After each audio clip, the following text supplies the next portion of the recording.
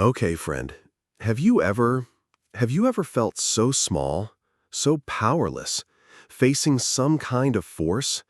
A force that you knew, deep down, knew was just wrong. But your throat just tightens up? You can't get a single word of protest out? If you have, then maybe, just maybe, you'll get a piece of what Leila Washington's story is all about. A young woman, just 17, black, smart, and carrying this incredible strength inside her. Her story? It starts from a moment just like that, a fateful moment, at Oakwood High School. Leila wasn't just any student. She was a spark, a beacon of hope. She was prepping for this big debate with all the focus and fire of youth. Her father, Colonel Marcus Washington. Folks' tendency to call him Mark, a Marine Force Recon operator, a tough-as-nails soldier. He was somewhere far, far away, far from this seemingly quiet town of Havenwood, on deployment, protecting the country. He always taught Leila to be strong, to have a voice. And she always held on to her father's words. The auditorium at Oakwood High that day, the air was electric. The debate topic, police accountability in modern society. A sensitive subject, but a necessary one. Leila stood there, full of confidence, her arguments sharp as a razor. She countered, hard, fiercely, against the somewhat defensive, somewhat superficial views of Kevin Rourke, the town's golden boy, the spoiled nephew of Officer Dale Rourke, a name in Havenwood that just hearing it was enough to make people cautious, a notorious figure, known for actions that went way beyond the annal of an officer of the law. Leila won, with truth, with intellect, but that victory, it carried a bitter aftertaste. Kevin, salty, furious at being outshone by a black girl, lost his cool. He cornered Leila in the hallway, his tone aggressive. "Who do you think you are, huh, you black thing?" Hateful words, vicious, thrown right in Leila's face. But Leila wasn't some pushover. Her father, Colonel Mark, had taught her self-defense moves since she was little, to protect herself. Never start a fight, baby girl, but if someone puts their hands on you, you better know how to defend yourself. Her father's voice echoed in her ears, and in a split second, pure instinct, Leila reacted. A quick, clean move, precise, sending Kevin Rourke, the golden boy used to getting his way, sprawling on the floor, dazed, humiliated. A small, curious crowd quickly gathered, whispers, murmurs, curious stares, even a hint of satisfaction for the one who'd just been taken down. Leila stood there, her heart still pounding, a little surprise, a flicker of fear from her own actions. But then, a vague sense of unease started to creep into her mind. That act of self-defense, though completely justified, though it was a response to Kevin's aggression and racist slurs, but she had a feeling it wasn't going to end that simply. That was the first domino, already starting to wobble, setting the stage for a storm about to crash down on young Leila Washington's life. A storm whose origins came from a single act of self-defense, an injustice, and the terrifying silence of those around her. Don't we, friend? Underestimating the consequences. When we dare to stand up against those with power, with connections, with tangled webs of influence. Many people choose silence for fear of trouble, for fear of complications. But Leila, she didn't choose silence. And sometimes, the most righteous act of self-defense can be twisted, exploited by those with malicious intent, especially when the power is in their hands, and the truth seems so fragile. All right, so Kevin, nursing his bruised ego more than any physical injury, scrambled home, tears streaming, snot running, the whole 9 yards. He burst through the door, wailing to his uncle, Officer Dale Bulldog Rourke. And you know how these things go, right? The story got a little embellished, a little twisted.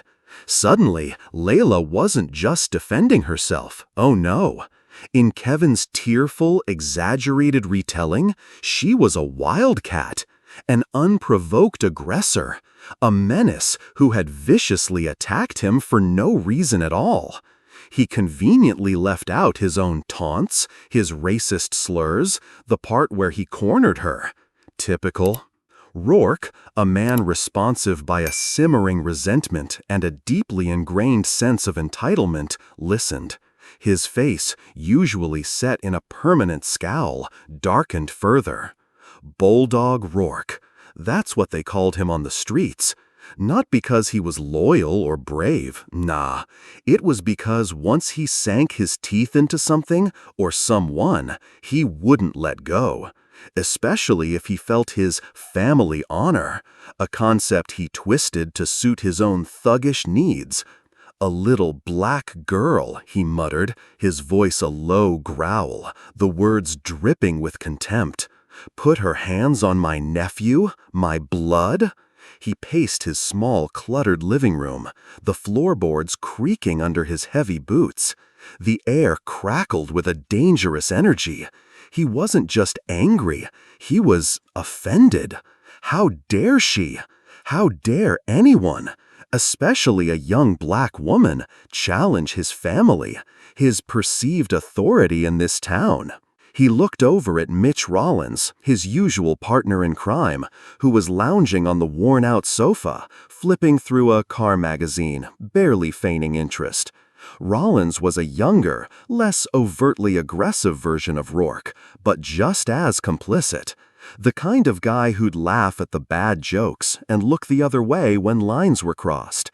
"Mitchie," Rourke barked, snapping Rollins to attention. "We gotta teach this little upstart a lesson. Show her who runs things in Havenwood." Rollins just shrugged, a smirk playing on his lips. "Whatever you say, Dale, you're the boss." Deep down, Rollins knew Rourke was a powder keg, and this girl, Leila, had just lit the fuse.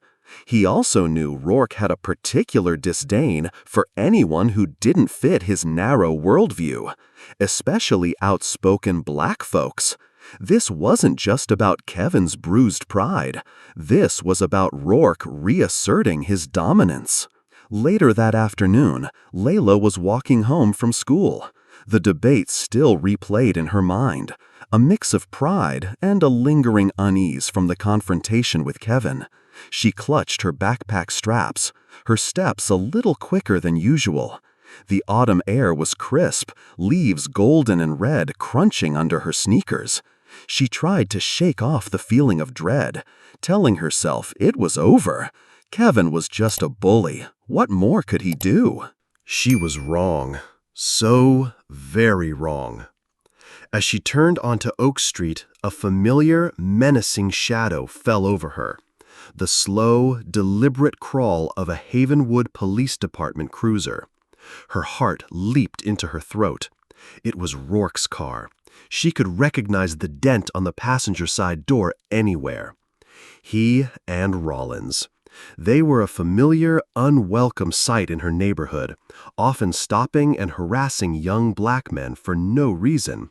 But this time, it felt different, personal. The cruiser pulled alongside her, matching her pace. Rourke rolled down the window, his arm thick as a tree trunk resting on the sill. His eyes, small and hard like bits of flint, raked over her. "Well, well, well, look what we have here. Little Miss Smarty Pants herself." His voice was syrupy sweet, but with an undercurrent of pure venom. Leila's breath hitched. She kept walking, her gaze fixed ahead, pretending not to hear. Don't engage. That's what her dad always said. Don't give them an opening. But Rourke wasn't to be ignored. "Hey, I'm talking to you, girl," he yelled, his voice now sharp and commanding. The cruiser swerved slightly, cutting her off, forcing her to stop. Both Rourke and Rawlins got out, their presence immediately overwhelming. They were big men, their uniforms stretched taut over their bulky frames, their gun belts creaking. The scent of cheap cologne and stale cigarettes wafted from Rourke. "What do you want, Officer Rourke?" Leila managed to say, her voice trembling slightly despite her efforts to sound firm. She stood her ground, chin up, just like her father had taught her. Rourke sauntered closer, invading her personal space. He was a good foot taller than her, and he used every inch of it to try and intimidate. "What do I want?" he chuckled, a dry, humorless sound. "I want you to understand something, little girl. This is my town, my rules." He leaned in, his face uncomfortably close. "You think you're something special, huh? Smart mouth? Think you can just go around assaulting people?" "I was defending myself," Leila stated, her voice gaining a little more strength. "Kevin started it. He insulted me." Rawlins, standing a few feet back, snorted. "Yeah, right. That's what they all say." Rourke's eyes narrowed. "Defending yourself? Is that what you call it? Humiliating my nephew in front of the whole school?" He poked a thick finger into her shoulder. Not hard enough to hurt, but hard enough to be a clear act of aggression. A warning. "Listen to me, and listen good. You better learn some respect. You better learn your place." His voice dropped to a near whisper, but it was more menacing than any shout. "You think your daddy, off playing soldier boy somewhere, can protect you? Think again." The mention of her father, the disrespect in his tone, sent a fresh wave of anger and fear through Leila. "I haven't done anything wrong," Leila insisted, though her heart was pounding like a drum against her ribs. She could feel the eyes of people peeking through their curtains, the usual neighborhood watchers, but no one dared to step out. This was Rourke. Everyone knew better than to cross him. "Haven't done anything wrong?" Rourke sneered. "We'll see about that. You know, I got a real good memory, Leila Washington, and I don't forget faces, especially faces that cause trouble." He paused, letting his threat hang in the air. "Maybe you just need a little reminder of how things work around here, a little lesson in humility." He took a step back, a predatory glint in his eyes. "Walk on home now, but remember what I said. I'll be watching you, every single step." As they got back into their cruiser and drove off, leaving Leila standing there, shaken but defiant, a small movement caught her eye from across the street. Mr. Henderson, their elderly neighbor, a quiet man who mostly kept to himself, was standing by his window. He'd been a fixture in the neighborhood for years, a retired FBI agent, though few people knew that. He gave Leila a subtle nod, almost imperceptible, before disappearing back into the shadows of his house. And in his hand, held discreetly by his side, was his smartphone. He'd seen it all, heard it all, and he'd recorded it. Every ugly word, every intimidating gesture. Leila took a deep, shaky breath. The encounter had lasted only a few minutes, but it felt like an eternity. The blue shadow of that police car, the cold menace in Rourke's eyes, his venomous words, they were seared into her memory. This wasn't just about Kevin anymore. This was about something far uglier, far more dangerous. This was Officer Dale Bulldog Rourke, a man who wore a badge but seemed to represent everything but justice, marking her as his next target. And the scary part? He seemed to enjoy it. He relished the fear he inspired. The walk home, usually a short, uneventful stroll, felt miles long. Every rustle of leaves, every passing car made her jump. She felt exposed, vulnerable. The feeling of being watched, Rourke's final threat, clung to her like a second skin. This wasn't just a schoolyard squabble that had gotten out of hand. The next morning, the dread hadn't faded. It clung to Leila like the damp chill of an early autumn fog. Sleep had been a restless, fitful thing, punctuated by shadows and Rourke's sneering face. She tried to convince herself it was just a one-off, a crude attempt at intimidation. But a knot of anxiety tightened in her stomach as she approached Oakwood High. And then she saw it. Rourke's cruiser, parked conspicuously right across from the main entrance, like a vulture circling its prey. He was leaning against the hood, arms crossed, a smug, self-satisfied smirk plastered on his face. He wasn't even trying to be subtle. This was a public display, a power play. Leila's steps faltered for a moment. Her first instinct was to turn around, to run, to call her mom and say she was sick. But then her father's words echoed in her mind. Courage isn't the absence of fear, baby girl. It's acting in spite of it. She straightened her shoulders, lifted her chin, and kept walking. She wouldn't let him see her cower. Not now. Not ever. As she neared the school steps, a throng of students chattering and laughing, Rourke pushed himself off the car. He timed it perfectly, intercepting her just as she was about to enter the relative safety of the school building. In his hand, he held a large, supersized soda, the kind with a flimsy cardboard lid. Kevin Rourke was a few yards away, near the bike racks, watching with a gleeful anticipation that made Leila's skin crawl. He'd clearly been tipped off. This was a performance, and she was the unwilling star. "Well, good morning, Miss Washington," Rourke boomed, his voice overly cheerful, loud enough for everyone nearby to hear. "Thought you might be a little parched after your walk to school." His eyes, however, were cold, devoid of any warmth, like chips of blue ice. Before Leila could even react, before she could utter a single word, he tripped. A clumsy, exaggerated stumble that no one, absolutely no one, would believe was accidental. The soda, a sticky, sugary concoction, went flying. Not just a little splash, the entire contents. It arced through the air in slow motion, a brown, syrupy wave, and then, splat, right down the front of her. The shock of the cold, sticky liquid was jarring. It soaked through her new blouse, her jeans, dripping down her neck, her hair. A collective gasp went up from the students nearby. Some snickered. Others looked away, embarrassed or perhaps afraid. Kevin Rourke was practically doubled over with laughter, his earlier humiliation apparently forgotten, replaced by a cruel, vicarious triumph. "Oh dear me, how clumsy of me," Rourke exclaimed, his voice dripping with feigned concern, the picture of insincerity. "I am so sorry, young lady. My apologies." He didn't look sorry. He looked triumphant. He'd managed to humiliate her publicly, right in front of her peers, without laying a hand on her, technically. It was a petty, childish act, but it was also a clear, undeniable message.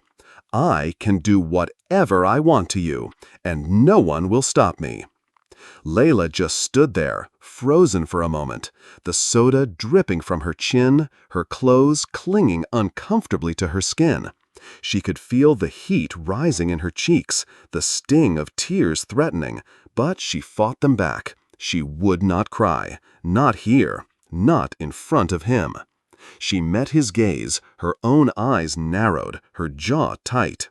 The silence stretched, thick and heavy. "Something wrong?" Rourke taunted, his voice dropping to a low, conspiratorial whisper, just for her. "Gonna cry to your daddy now? Oh, wait, he's not here, is he?" From the corner of her eye, Leila saw Chloe, her best friend, rushing towards her, a look of horror and concern on her face. Chloe, usually so bubbly and carefree, looked pale and shaken. She grabbed Leila's arm, pulling her towards the girls' restroom. "Come on, Leila, let's get you cleaned up." Inside the restroom, as Leila tried to dab at the sticky mess with rough paper towels, Chloe was frantic. "Leila, you have to do something. This isn't right. He can't just do that." "Do what, Chloe?" Leila said, her voice flat, devoid of emotion, a stark contrast to the turmoil raging inside her. "Report him? To who? He is the police, remember? Or at least he wears the badge." But this is assault. It's bullying," Chloe sputtered, her eyes wide with a mixture of fear and indignation. "My cousin in Baltimore, she stood up to a cop once, ended up with a couple of cracked ribs and years of legal battles. These guys, Leila, they can ruin your life. Please, just keep your head down, at least until your dad gets back. Please." Chloe's voice was pleading, her fear palpable. Leila didn't say anything. She understood Chloe's fear. It was a fear many in their community lived with every day. The fear of those in power, those who were supposed to protect, but often became the perpetrators. But the Washingtons, they didn't bow down to bullies. That was one of her father's core beliefs. Still, Chloe's words, her genuine terror, planted a seed of doubt. Was this a fight she could win? Or was she just making things worse for herself, for her family? The rest of the school day was a blur of whispered comments, pitying glances, and a gnawing sense of shame and anger. Her soaked clothes had dried stiff and uncomfortable. Every time she caught her reflection, she saw the faint, sticky outline of the soda, a visible reminder of her humiliation. That evening, Leila finally broke down and told her mother, Sarah, everything. From the confrontation with Kevin to Rourke's escalating harassment, culminating in the soda incident. Sarah Washington, a nurse used to dealing with crises, listened intently, her face growing increasingly grim with each detail. The fierce, protective love of a mother bear ignited in her eyes. "That's it," Sarah declared, her voice tight with suppressed rage, already reaching for her car keys. "We're going down to the station right now. I'm filing a formal complaint against that animal." "Mom, no, please," Leila begged, grabbing her mother's arm. The thought of confronting Rourke in his own territory, surrounded by his colleagues, filled her with a fresh wave of dread. "He's got friends there. It won't do any good. It'll just make him angrier. Please, let's wait for Dad." Sarah hesitated, torn between her maternal fury and the pragmatic realization that Leila might be right. Rourke was a known quantity. Going to the station without a clear plan, without backup, could indeed be foolish. 3 weeks, she said finally, her voice still shaking with anger. "Your father is due back in 3 weeks. If anything else happens between now and then, Leila, anything at all, we are going straight to the state police. No more waiting. Promise me." Leila nodded, a small measure of relief washing over her, quickly followed by a renewed sense of anxiety. 3 weeks. It felt like an eternity. Later that night, as she lay in bed, staring at the ceiling, she saw it again. The silent, menacing glide of Rourke's cruiser, its headlights off, a dark predator stalking the quiet suburban street. Once, twice, 3 times. A clear, unambiguous message. I'm watching you. You're not safe, not even in your own home. The next morning, Leila bypassed her first class and marched straight to Principal Davies' office. She wouldn't be deterred this time. "Officer Rourke intentionally poured a soda on me in front of the school yesterday," she stated, her voice firm, leaving no room for misinterpretation. "I want to file a formal complaint." Principal Davies, a man whose spine seemed to be made of jelly, fidgeted in his chair. He adjusted his glasses, shuffled papers on his desk, and studiously avoided eye contact. "Now, Leila," he began, his voice a placating drone. "That's a very serious accusation. Officer Rourke had been our school resource officer for many years, a pillar of the community, you might say. Are you quite sure there wasn't some misunderstanding?" "There was no misunderstanding, Principal Davies," Leila insisted, her patience wearing thin. "He did it to intimidate me, because I stood up to his nephew, because I dared to question him." Davies sighed, a long, weary exhalation, as if Leila was the one causing him problems. He took off his glasses and rubbed the bridge of his nose. "Look, Leila," he said, finally meeting her gaze, his eyes filled with a weary resignation rather than concern. "You're one of our brightest students. I wouldn't want to see you get caught up in something complicated. The police department and this school, we have a very important relationship, a delicate one, you understand?" Leila's heart sank. The implication was clear. "So you're not going to do anything?" she stated, more a realization than a question. I will speak to Officer Rourke," Davies said, his voice lacking any conviction, "about appropriate conduct on school grounds. But these things, Leila, they are best handled delicately, quietly." Delicately, quietly? Leila knew exactly what that meant. It meant do nothing. It meant sweep it under the rug. It meant protect the institution, protect the powerful, and leave the victim to fend for herself. The very people, the very systems that were supposed to protect her had failed her, utterly. She walked out of his office, the taste of bitter disappointment in her mouth, a cold fury building in her chest.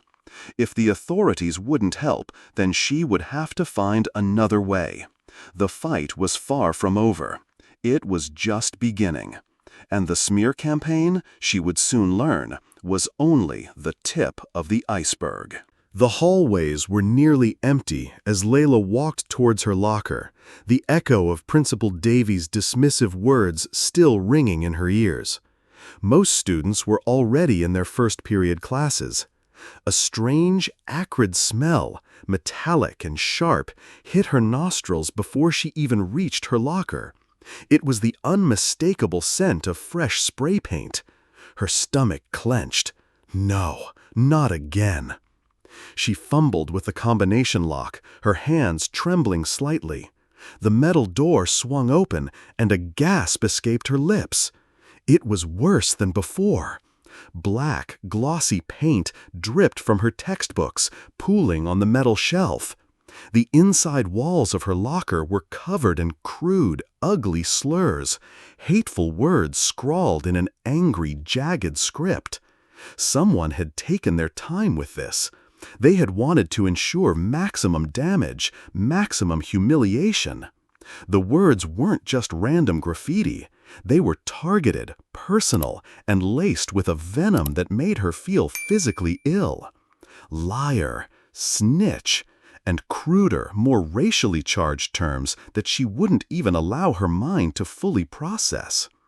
Impressive, isn't it? Leila whirled around. Ethan Rourke, Dale Rourke's nephew, the catalyst for this whole nightmare, was leaning casually against the neighboring bank of lockers, arms crossed, a smug, self-satisfied grin plastered across his face. He looked like the cat that had not only eaten the canary, but had also enjoyed every last feather. "Did you do this?" Leila demanded, her voice low and dangerous, a stark contrast to the tremor in her hands. Ethan feigned innocence, holding up his hands in a mock surrender. "Me? Heavens, no! I've been in the library all morning. Ask anyone." His grin widened, his eyes glinting with a malicious amusement. "Though I did hear someone forgot to lock their locker properly. Tch, so careless, Leila." He let out a short, derisive laugh. Leila slammed the defaced locker shut, the clang echoing in the otherwise quiet hallway. The sound was a physical manifestation of her rising anger. "You can't break me, Ethan," she said, her voice steady despite the storm raging inside her. "Maybe not," he conceded with a nonchalant shrug, clearly enjoying her distress. "But my Uncle Dale, he's not really worried about breaking you. He's just getting started." His smile turned predatory. "He has plans. Big plans." Throughout the rest of an agonizingly long school day, Leila felt the weight of unseen eyes, the sting of hushed whispers that followed her like a malevolent shadow. Students she'd known for years, teachers she'd once respected, now looked at her differently. Some with pity, some with a morbid curiosity, and some, disturbingly, with a hint of suspicion, as if she were the one causing all the trouble. It was as if the paint on her locker had invisibly stained her too. It wasn't until lunchtime, huddled in a quiet corner of the cafeteria with Chloe, that she understood the full extent of the smear campaign Rourke had orchestrated. Chloe, her face pale and her voice barely above a whisper, relayed the rumors that were spreading like wildfire through the school. They're saying Officer Rourke has your juvenile record," Chloe stammered, her eyes darting around nervously, as if Rourke himself might materialize from the steam rising off the mystery meatloaf. "Something about you assaulting a girl at your old school, that you got expelled, that your dad's military career is in jeopardy because of your behavior." Leila stared at Chloe in disbelief. "I've never had a juvenile record, Chloe. We've lived here our whole lives. You've known me since kindergarten. You know that's a lie." The absurdity of it was staggering. They were painting her as a violent delinquent, a troublemaker, to justify Rourke's harassment. "I know, Leila, I know," Chloe said, her voice laced with a helpless frustration. "But people are believing it. Officer Rourke, he's respected, feared. Whatever he says, people tend to take as gospel, especially when it's whispered around like some dark secret." The weight of it all pressed down on Leila, a suffocating blanket of injustice. It wasn't just about public humiliation anymore. Rourke was actively trying to destroy her reputation, to poison her future, to isolate her completely. He was manufacturing a narrative where she was the problem, the aggressor, and he was just a dedicated officer trying to maintain order. It was a classic gaslighting tactic, scaled up and weaponized with the authority of a badge. After school, Leila deliberately avoided her usual route home, her heart still heavy with the day's events. She cut through Willow Creek Park, hoping the quiet solitude of nature would offer some respite, a chance to clear her head. The late afternoon sun dappled through the thinning autumn leaves, creating shifting patterns of light and shadow on the path. For a few precious moments, she almost felt normal. But the feeling was fleeting. As she neared the far side of the park, where the path exited onto a quiet residential street, she saw it. The unmistakable silhouette of a Havenwood police cruiser. It was parked on the parallel street, perfectly positioned to block her exit. Rourke and Rollins. Again. It was like they had a sixth sense for her movements, or, more likely, someone was feeding them information. Ethan, perhaps. They got out of the car, their movements unhurried, almost casual, which somehow made it even more menacing. Rourke was tossing a small object, glinting in the sunlight, between his hands. "Taking the scenic route home, are we, Leila?" Rourke called out, his voice echoing eerily across the empty park. "Smart. I'd stay away from me too if I were you." Leila stopped, maintaining a safe distance, her hand instinctively going to the strap of her backpack. "What do you want now, Officer Rourke?" she asked, trying to keep the quaver out of her voice. "Oh, just checking in on a troubled youth," Rourke replied, his lips curling into that familiar, unpleasant smirk. Got a report, you see. A girl matching your description, causing a disturbance.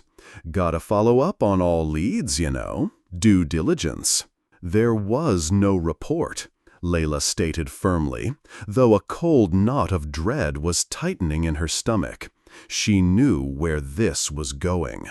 Rourke shrugged, a theatrical gesture of indifference. Well, the record says there was. My record, he added, his voice laced with a sinister emphasis. He then casually tossed the object he'd been playing with. It landed with a soft thud at Leila's feet.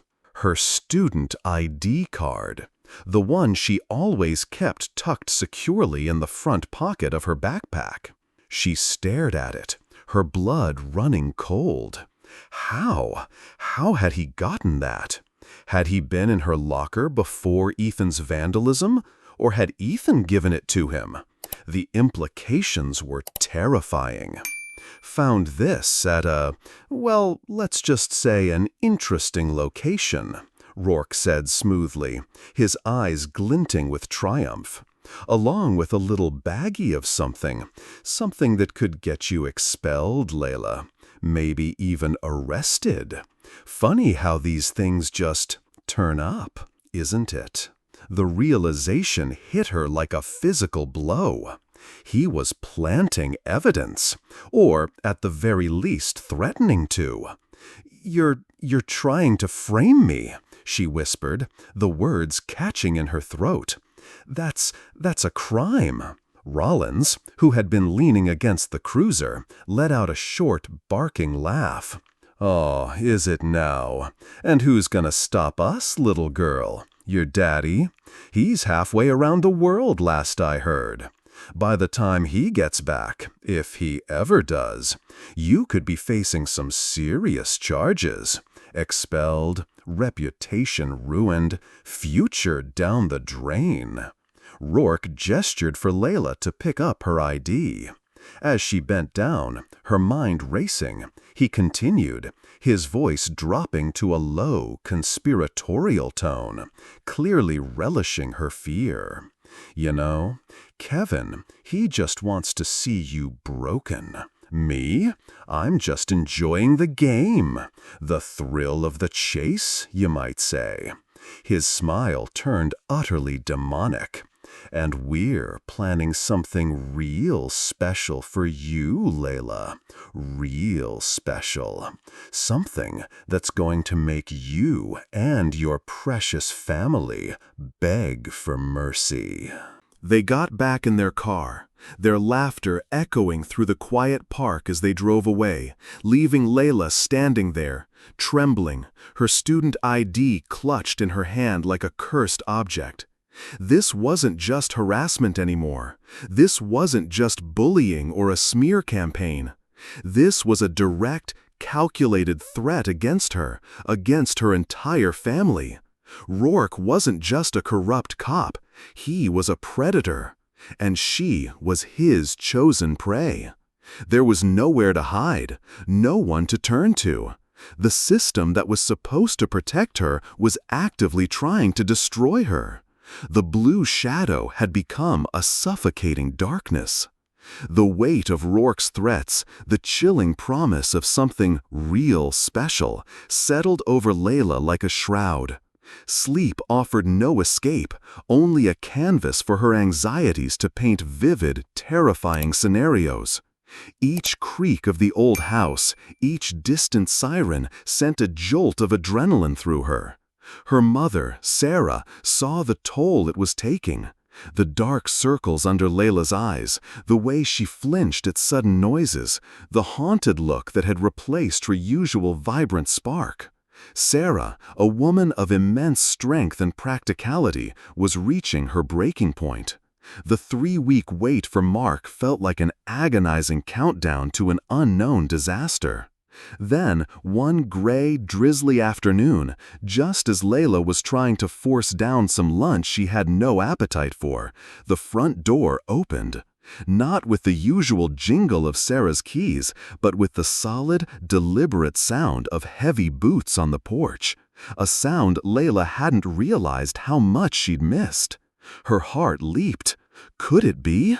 And there he was, Colonel Marcus Mark Washington, standing in the doorway, his tall, imposing frame filling the space.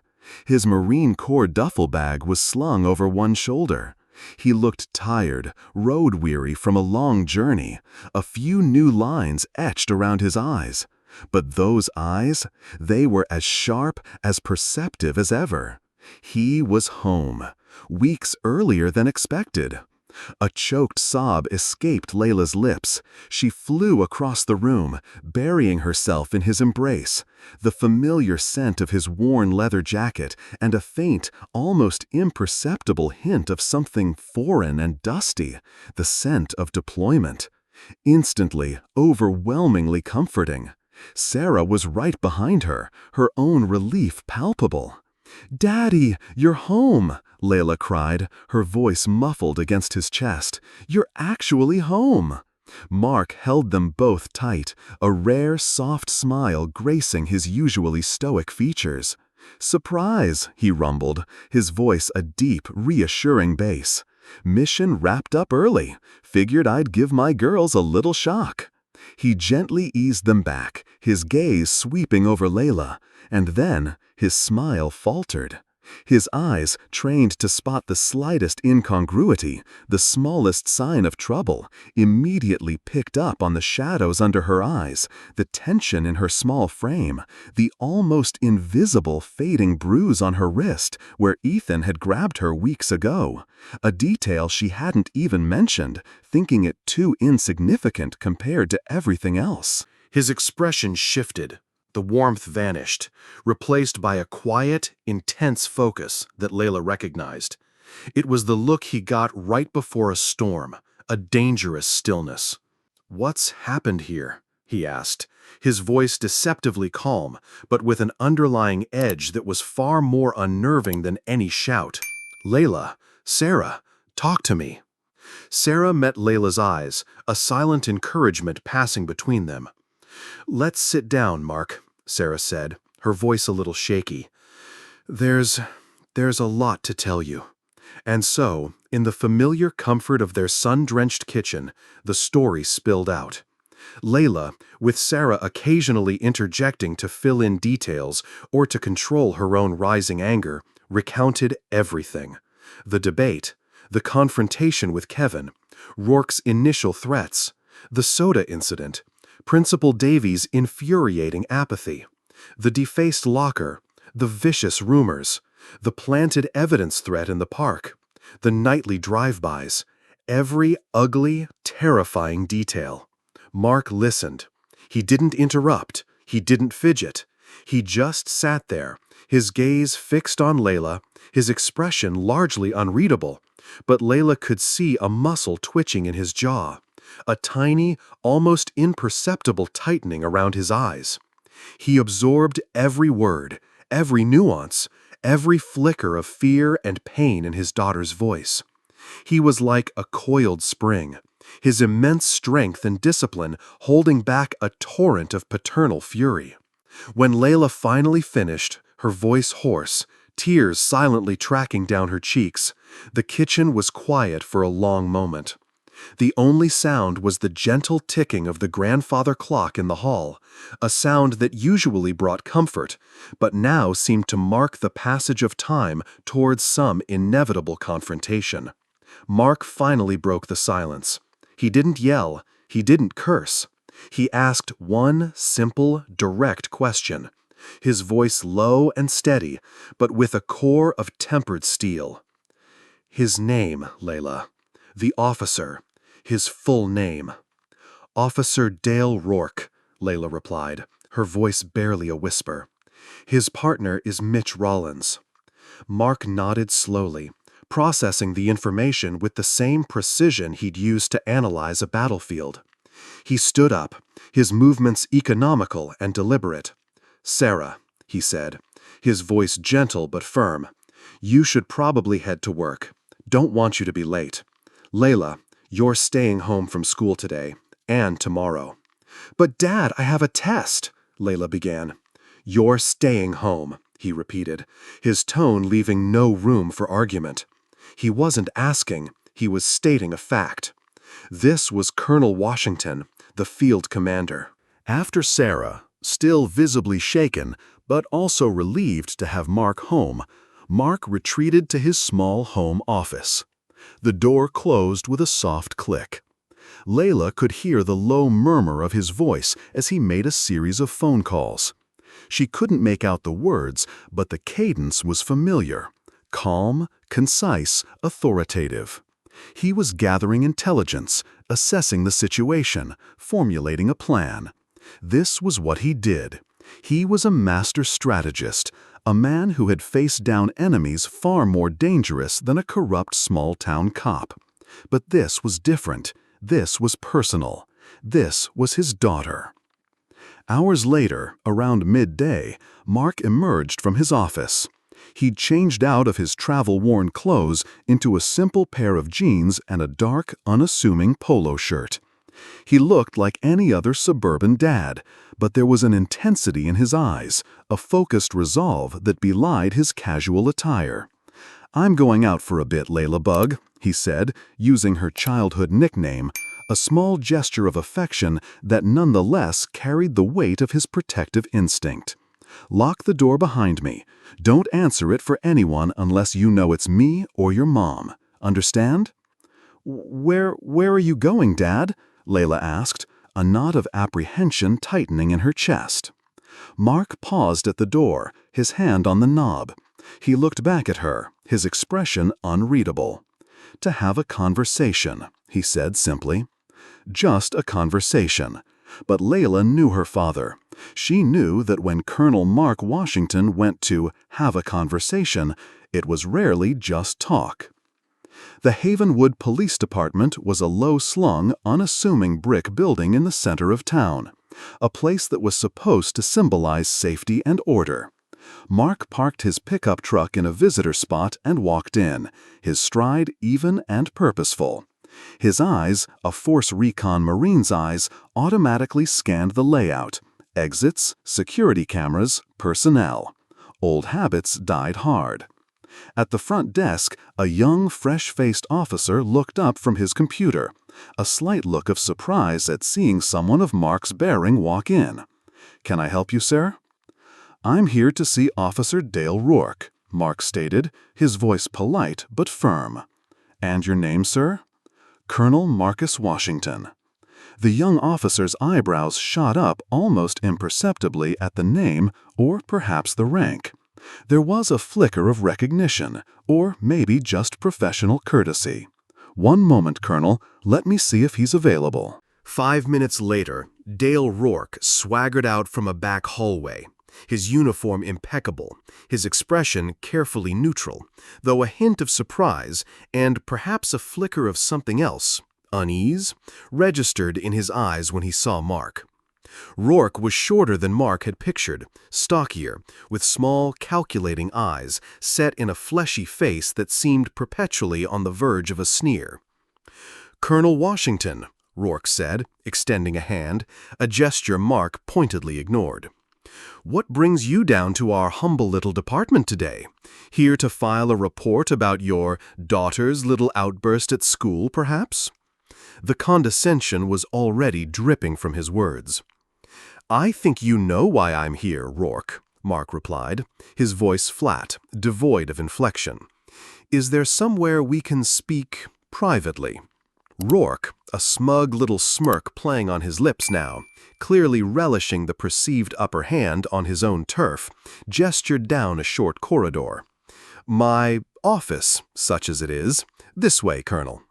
He led Mark to a small, cramped interview room, a bare table, 2 uncomfortable plastic chairs, a one-way mirror on one wall. Rourke gestured for Mark to sit.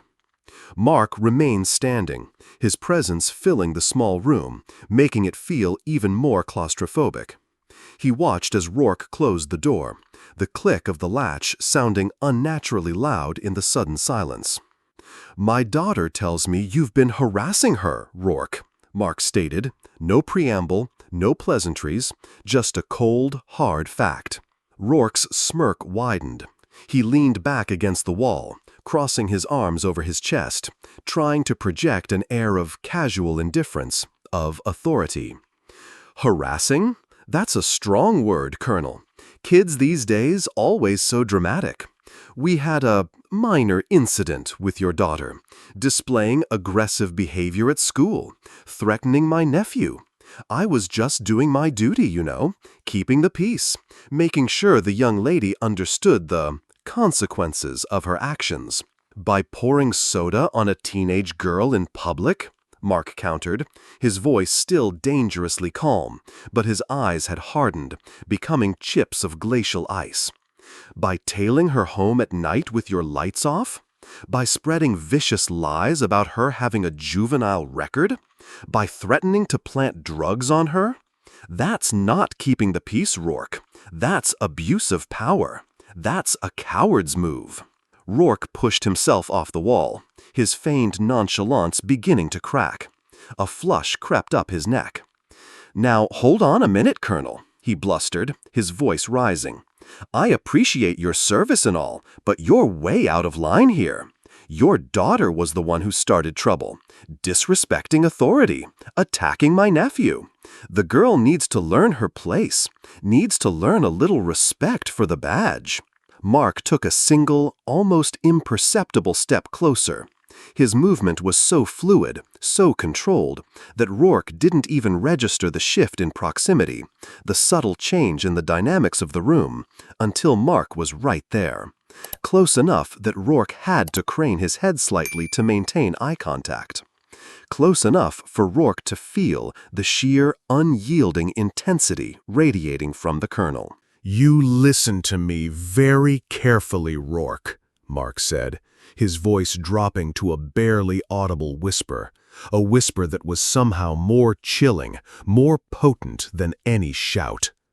"You don't know what a real war looks like. You sit here in your little town, in your little uniform, drunk on your pathetic little power, thinking you're some kind of tough guy because you can bully a 17-year-old girl." Mark's eyes bored into Rourke's, and for the first time, a genuine flicker of fear, of uncertainty, danced in the officer's gaze. "But you are about to find out what happens when you declare war on my family. You have no idea the forces you are about to unleash." Rourke swallowed hard, his bravado faltering for a split second before he tried to rally, to reassert his bluster. Is that a threat, Colonel?" he managed, his voice a little shakier than he intended. "No, Rourke," Mark replied, his voice a silken promise of retribution. "That's not a threat. That is a guarantee. Stay away from my daughter. Stay away from my family. This is your one and only warning." Without another word, Mark turned and walked out of the interview room, leaving Rourke standing there, his face pale, his carefully constructed facade of a tough cop beginning to crumble. As Mark reached the door, Rourke, his voice a mixture of anger and a dawning, unwelcome fear, called after him. "What exactly do you think you're gonna do, huh? You think the law in this town doesn't apply to you because you're some big-shot military man? You gonna call in the army, your fancy Force Recon buddies?" Mark didn't even bother to turn around. He simply opened the door and walked out, his footsteps echoing down the sterile corridor. He didn't need an army for this. For Rourke, he was more than enough. The battle lines had been drawn, and Bulldog Rourke had just picked a fight with a man who didn't know the meaning of retreat. Rourke, still smarting from the thinly veiled promise of retribution in Mark's ice-cold parting words, stormed back into the station's break room. He needed an audience, needed to reassert his dominance, to puff himself up after being so thoroughly unnerved. Mitch Rollins was there, along with two other officers, a couple of younger guys, Miller and Thompson, who usually lapped up Rourke's bluster like hungry puppies. "You will not believe the nerve of that guy," Rourke spat, grabbing a lukewarm soda from the vending machine and cracking it open with unnecessary force. "That Colonel Washington struts in here, into my station, acting like he owns the damn place, threatening me." He took a long, angry swig. Rollins looked up, a flicker of interest in his usually apathetic eyes. "Washington? Leila's dad? What did he say?" "Oh, Rourke scoffed, trying to sound dismissive, but a tremor of unease still lingered in his voice. The usual tough guy act, stay away from my daughter, blah, blah, blah. Thinks 'cause he's some fancy military man, he can intimidate Dale Rourke? Please. He let out a forced, barking laugh that didn't quite reach his eyes. Like I'm gonna be scared of some by-the-book soldier boy. He's got another thing coming if he thinks he can tell me how to do my job in my town." Miller, one of the younger officers, ever eager to curry favor, chimed in. "Yeah, who does he think he is, boss?" But Rollins, a little more seasoned, a little less blinded by Rourke's bravado, looked thoughtful. "Force Recon, Dale. Those guys ain't your regular grunts. They're different. Serious business." Rourke slammed his soda can down on the table, splashing sticky liquid. "So what?" he snarled, his face flushing. "What's he gonna do, huh? Call in a drone strike on my house? We got badges, Miller. We got guns. We got the whole damn system behind us. He's got nothing here. He's a civilian in my jurisdiction." He balled his hand into a fist, crushing the empty can. The anger was back, fueling his arrogance, overriding the brief flicker of fear Mark had ignited. "In fact," Rourke declared, a malicious glint returning to his eyes, "I think it's time we escalate things. Time we showed the good colonel and his precious little girl exactly who runs Havenwood. Time to teach them a lesson they won't soon forget." His mind was already racing, concocting a plan, a way to reassert his dominance, to make Mark Washington pay for his audacity. He wouldn't just harass Leila anymore, he'd go after the whole family. Meanwhile, back at the Washington residence, Mark wasn't idle. He knew Rourke. He'd seen men like him before. Bullies who hid behind a uniform, men whose power was derived not from respect, but from fear. And he knew that a direct confrontation, a warning, wouldn't be enough. Rourke wouldn't back down. He'd double down. He'd retaliate. Mark had to be 10 steps ahead. The first thing he did was turn his suburban home into a veritable fortress, albeit a discreet one. Using skills honed over decades of operating in hostile environments, he began installing a network of small, covert surveillance cameras around the perimeter of their property. Military grade, capable of capturing clear footage even in low-light conditions. He explained to a worried Sarah and a somewhat awestruck Leila, "Documentation is key. Every interaction, every sighting, every threat, no matter how small it seems, needs to be recorded. We build a case. We build it with undeniable proof." He showed them how to access the camera feeds on their phones, how to archive footage. Do you really think he'll try something else, Dad?" Leila asked, watching him expertly conceal a tiny camera lens within a birdhouse. Mark paused, his expression grim. Men like Rourke, Leila, when they feel their power is challenged, when their ego is bruised, they don't retreat. They escalate. It's predictable. And that, he added, a cold, hard glint in his eyes, is exactly what I'm counting on." His next calls were to a select few, men he trusted with his life, his old Force Recon team, brothers in arms who had faced hell and back with him in places most people only saw in nightmares. He didn't ask for much, just a visit, a consultation. He knew they'd come. For one of their own, they always did. He also reached out to Mr. Henderson, their quiet, observant neighbor. When Mark showed him the initial footage from Rourke's first encounter with Leila, Henderson simply nodded. "I saw it, Colonel. Recorded it too." He handed Mark a flash drive. "Retired FBI," Henderson explained, a hint of the old steel in his voice. "I know misconduct when I see it. This Rourke fella, he's been a boil on this town's backside for years. Been keeping my own files on his extracurricular activities. Extorting local businesses on the east side, that sort of thing. Never had enough to make it stick. Until now, maybe." Mark looked at the flash drive, then at Henderson, a new level of respect in his eyes. "This is invaluable, Mr. Henderson. Thank you." "Just call me Al, Colonel," Henderson said with a wry smile. "And whatever you're planning, and I have a feeling you're planning something significant, if you need an old G-man's perspective, or just an extra pair of eyes, I'm in." Mark felt a surge of grim satisfaction.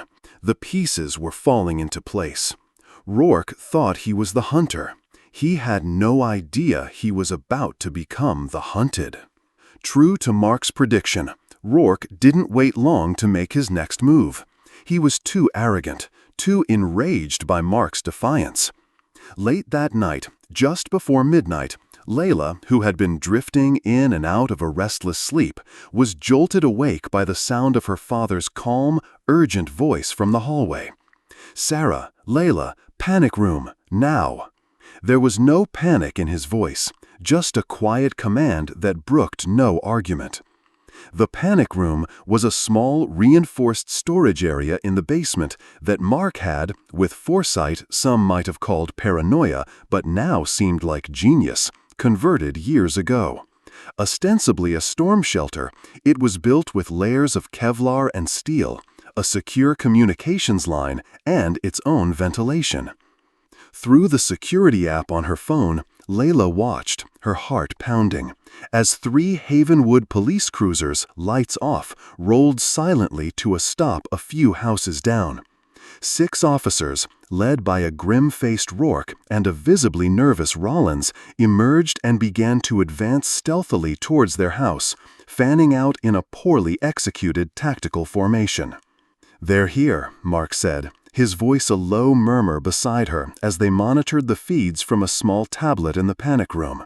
He'd already herded Sarah and Leila inside, locking the heavy steel door behind them.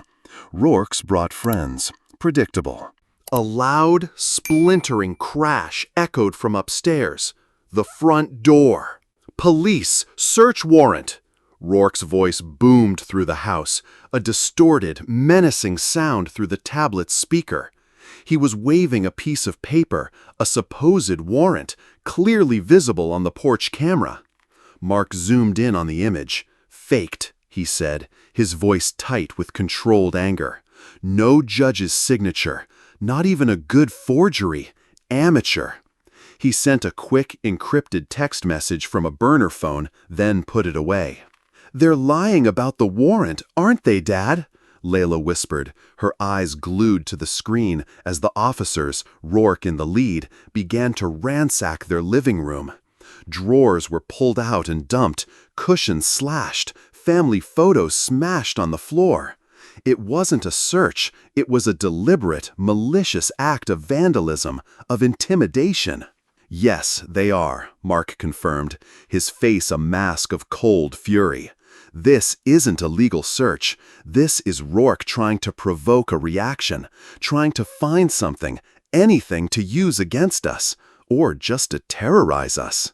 On the screen, Rourke, his face contorted in a sneer, kicked over a lamp. "Carter, we know you're in here. Come on out. We just want to talk to your little girl." His voice was a taunt, filled with a sick, triumphant malice. He then headed towards the basement door. "What's down there, Carter? Little girl hiding from the big bad wolf?" Through the hidden camera in the basement, also feeding to Mark's tablet, they watched as Rourke descended the stairs, his flashlight beam cutting through the darkness. "Leila," he called out in a sing-song, mocking voice. Come out, wherever you are. Don't be scared." Leila instinctively pressed her phone, which was recording everything: the illegal entry, the destruction of property, Rourke's threatening language, against the reinforced wall of the panic room. The audio was crystal clear, transmitted to a secure, off-site server Mark had set up earlier that afternoon.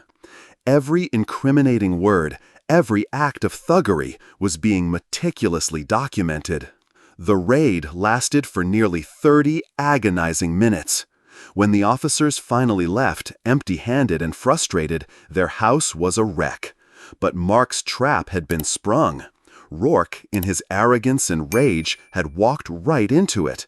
He'd overplayed his hand, crossing a line from harassment to outright criminal behavior, all captured on high-definition video and crystal-clear audio. "Stay here," Mark instructed Sarah and Leila once the cruisers had pulled away. "I need to check something." He ascended the basement stairs, his movements silent and predatory. He surveyed the damage in the living room, his expression grim but resolute. Then he went to the small, unassuming broom closet off the kitchen. It looked like any other closet from the outside, but behind a false back panel, a panel Leila had never even known existed, was another world. It wasn't a large space, but it was efficiently organized. Tactical gear, encrypted communication devices, specialized tools. Things no ordinary suburban home should contain. Things of Force Recon Marine, one of the most elite operators in the world, never truly left behind. He retrieved a small, rugged satellite phone and dialed a number known to only a handful of people on the planet. A gruff voice answered on the second ring. "Been a while, Mark. What's the emergency?" "Wilson," Mark said, his voice devoid of all emotion now, pure, cold steel. "I need the team, unofficial, stateside, highly sensitive." There was a moment of silence on the other end. Then, "All of us, Mark? You need all of us?" Another pause, shorter this time. "Consider it done. Timeline." Mark's gaze, as cold and hard as a winter sky, fixed on a grainy photo of Officer Dale Rourke he'd pulled from an online news article. 48 hours, he said, his voice a flat, deadly promise. This ends in 48 hours, one way or another. Rourke had brought the war to his doorstep. Now, Colonel Marcus Washington was going to bring it back to him, with the full, devastating force of his training, his experience, and his unwavering loyalty to his family. The shield was up. The warriors were being summoned, and Bulldog Rourke had no idea of the storm he had just unleashed. The next 2 days were a blur of quiet, intense activity at the Washington household.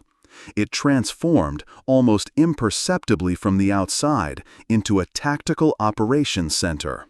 Mark's team, Wilson, the comms and tech guru, Ramirez, the demolitions expert with a surprisingly gentle touch, Thomas, the medic whose calm demeanor had saved countless lives, and Lawson, the quiet, observant sniper whose patience was legendary, arrived under the cover of darkness, slipping into Havenwood like ghosts. They were men forged in the crucible of combat, their bonds unbreakable, their loyalty to Mark absolute. They greeted Leila and Sarah with a quiet respect that immediately put them at ease, despite the underlying tension that hummed in the air. Maps of Havenwood were spread across the large kitchen island, marked with routes, potential choke points, and Rourke's known haunts. Surveillance data from Mr. Henderson's flash drive, combined with Mark's own rapidly accumulating intel, painted a damning picture of Rourke's corrupt activities. It wasn't just about harassing Leila anymore. This was about dismantling a rotten core within the Havenwood PD. "Rourke's getting sloppy," Mark observed, during one late-night briefing, pointing to a grainy video clip showing Rourke unsubtly accepting a thick envelope of cash from a nervous-looking East Side business owner. "He thinks he's untouchable. That makes him predictable. That makes him vulnerable." The plan they formulated was audacious, relying on Rourke's arrogance and his increasing desperation. It was codenamed Operation Bulldog's Leash, and at its very center, playing a role that made Sarah's heart ache with worry but filled Leila with a steely resolve, was Leila herself. "You're going to be the bait, Leila Bug," Mark said, his voice gentle but his eyes serious as he laid out the final details. "It has to be you. You're the one he's obsessed with. You're the one who can draw him out." "Dad, what if?" Sarah began, her voice tight with anxiety. Mark placed a reassuring hand on her arm. "She won't be alone, Sarah, not for a second. Wilson will be on comms, Ramirez and Thomas will have eyes on every angle. Lawson will be Lawson, and I'll be closer than her own shadow. But it has to look real. Rourke has to believe he's finally got her cornered, that he's about to silence his biggest problem." He turned back to Leila. "This is your choice, sweetheart, completely. If you say no, we find another way. A harder way, maybe, but we find it." Leila looked at her father, at the faces of the men who had come from across the country to help her family. She thought of the fear she'd lived with for weeks, the humiliation, the feeling of being hunted. And then she thought of Rourke's sneering face, his contemptuous words. "I'll do it, Dad," she said, her voice clear and unwavering. "I'm not afraid of him anymore. Let's end this." The sting was set for a Thursday evening, under the cloak of a gathering storm that mirrored the turmoil brewing in Havenwood.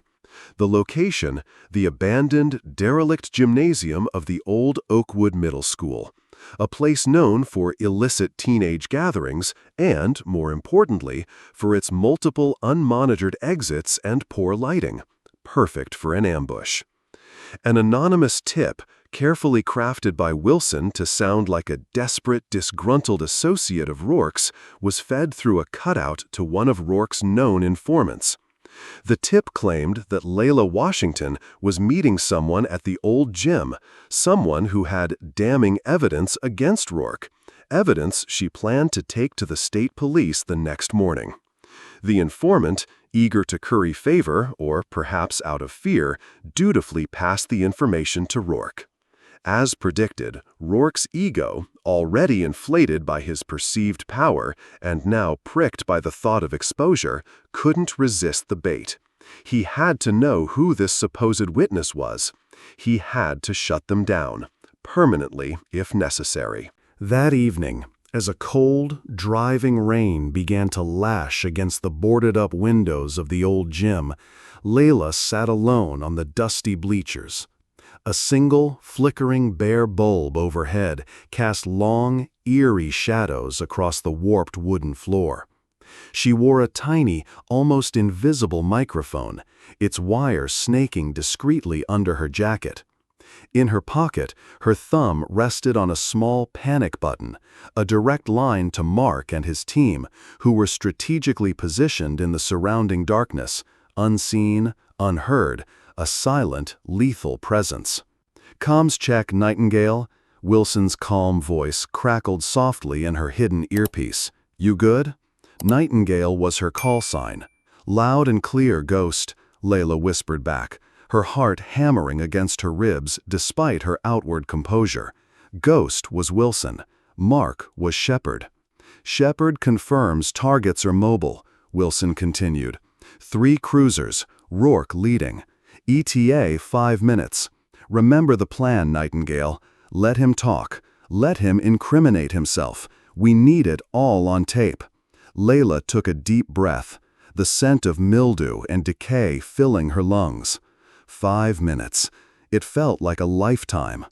The silence in the cavernous gym was broken only by the drumming of the rain and the frantic thumping of her own heart.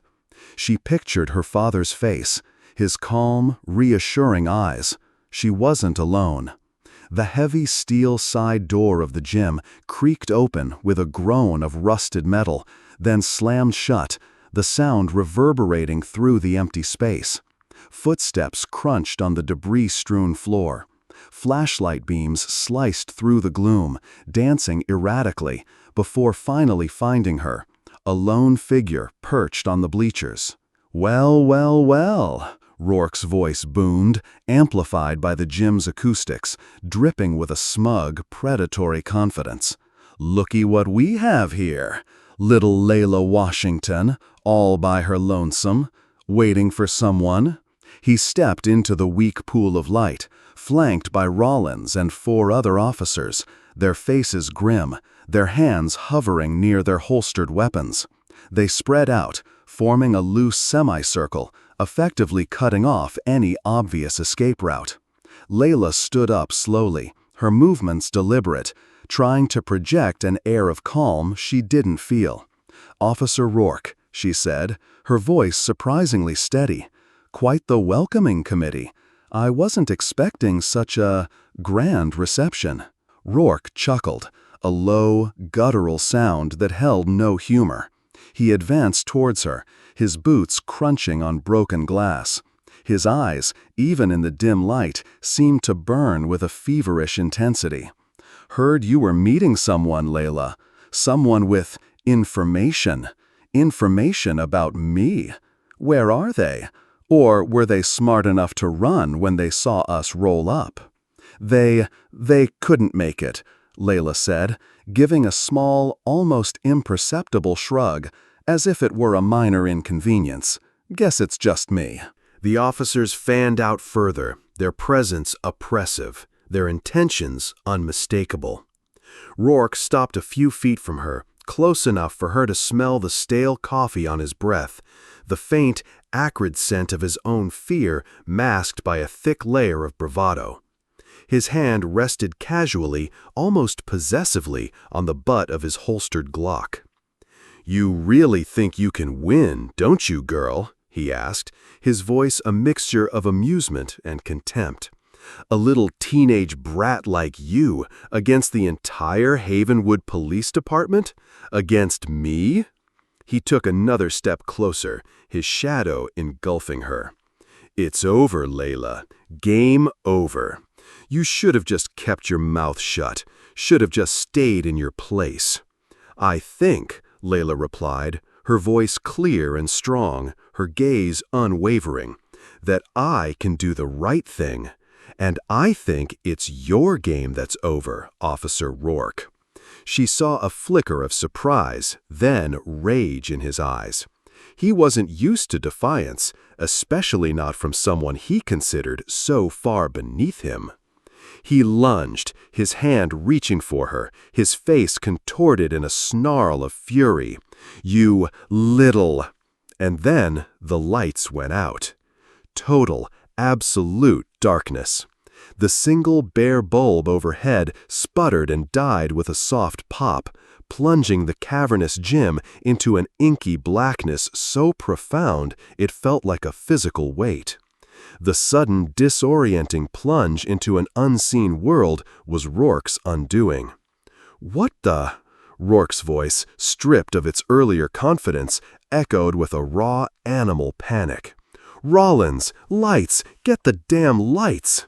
Flashlight beams from the officer's hands sliced wildly through the oppressive black, illuminating nothing but swirling dust motes and empty air.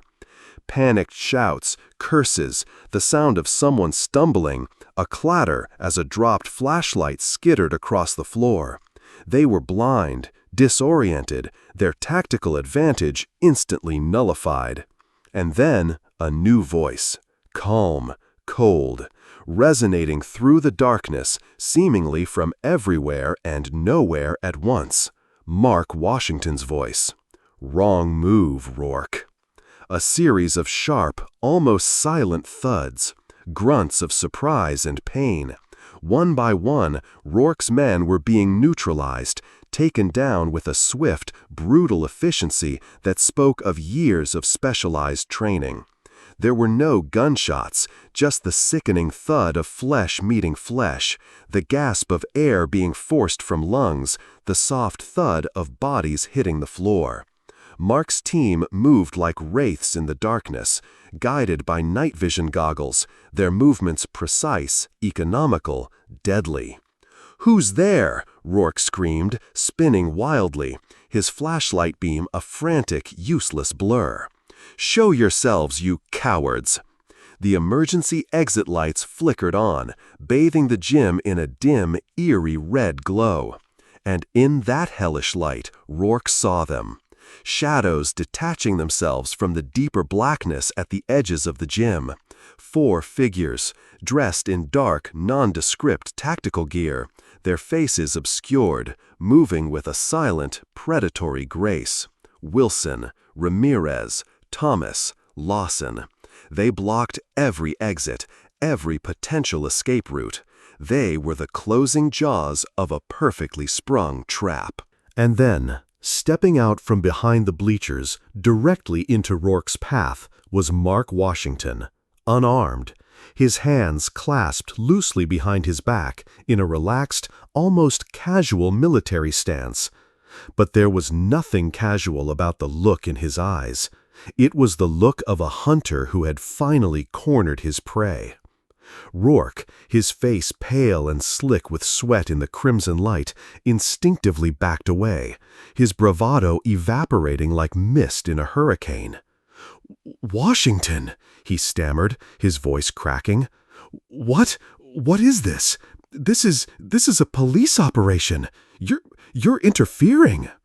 "Interfering?" Mark interrupted, his voice soft, almost conversational, yet carrying the deadly weight of a judge's sentence. "No, Rourke, I'm ending your illegal harassment of my daughter. I'm ending your corruption.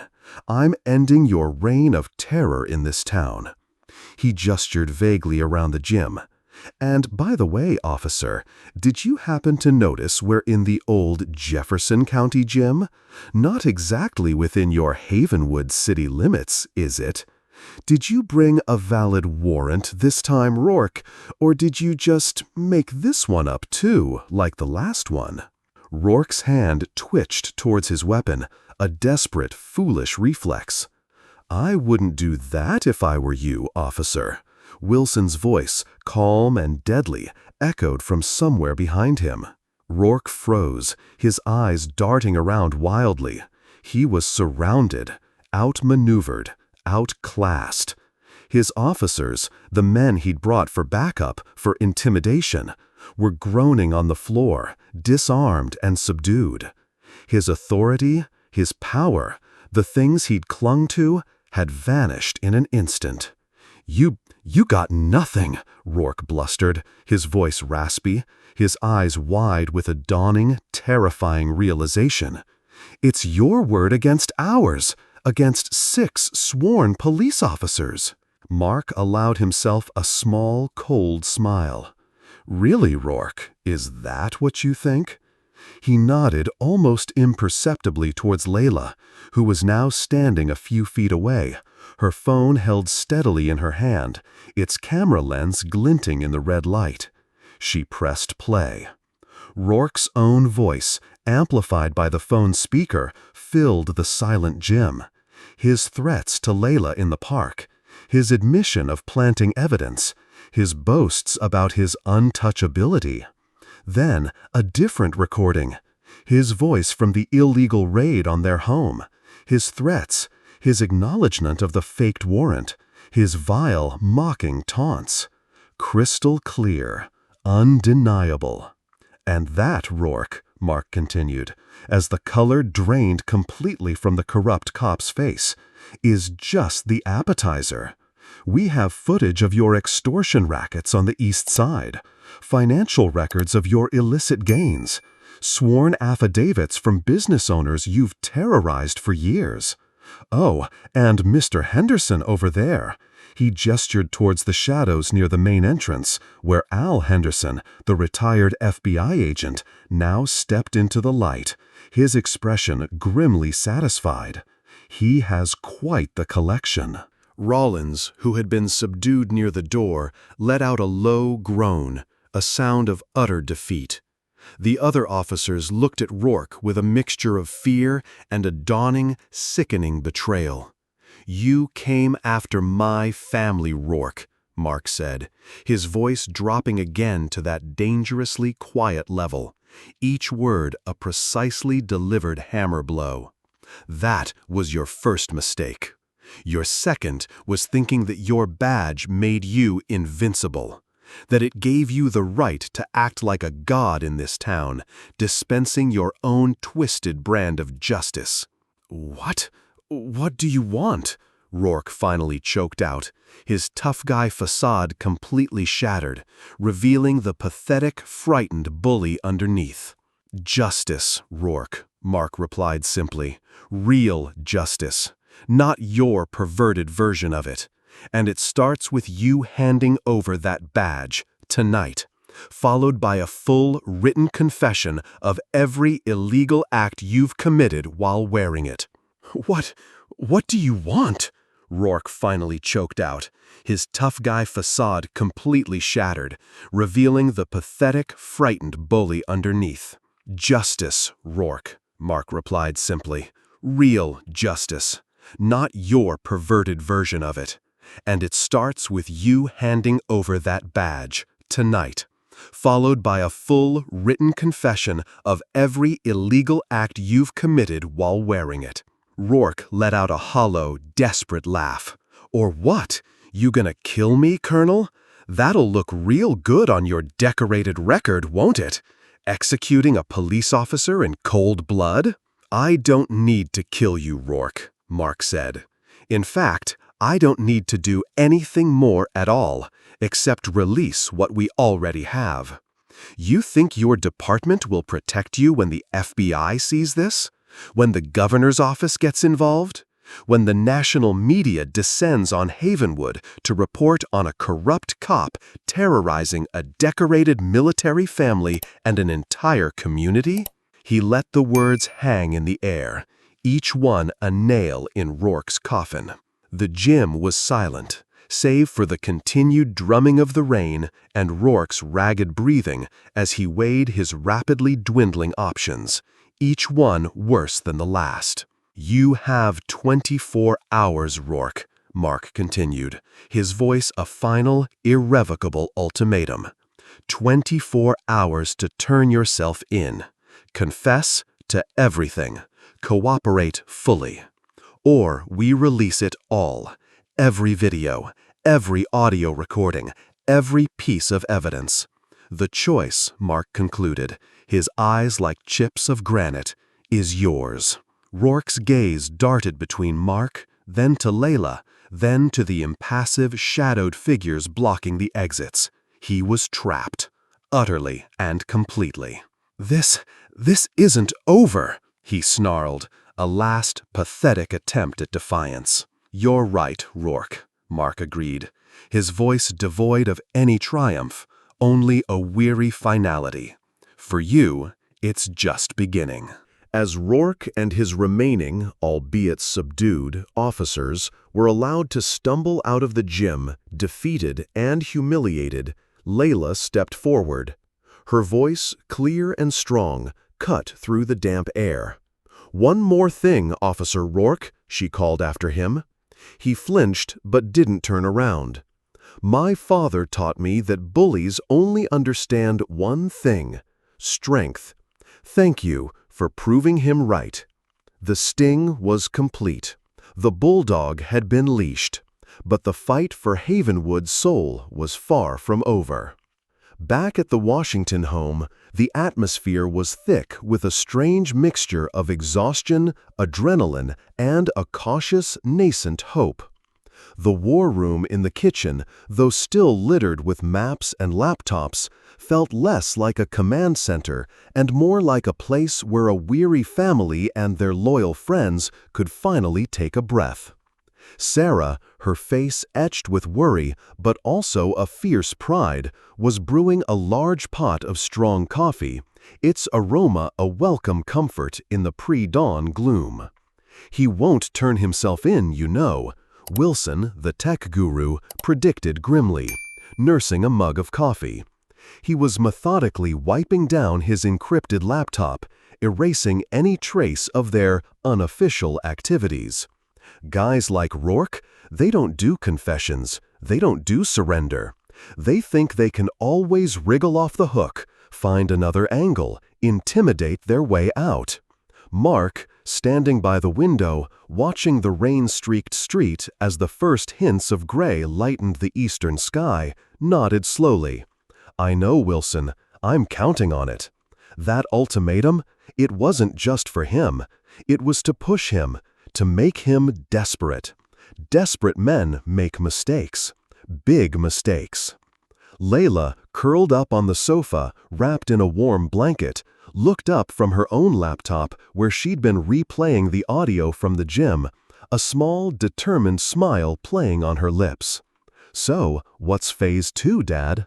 Mark exchanged a knowing glance with his team.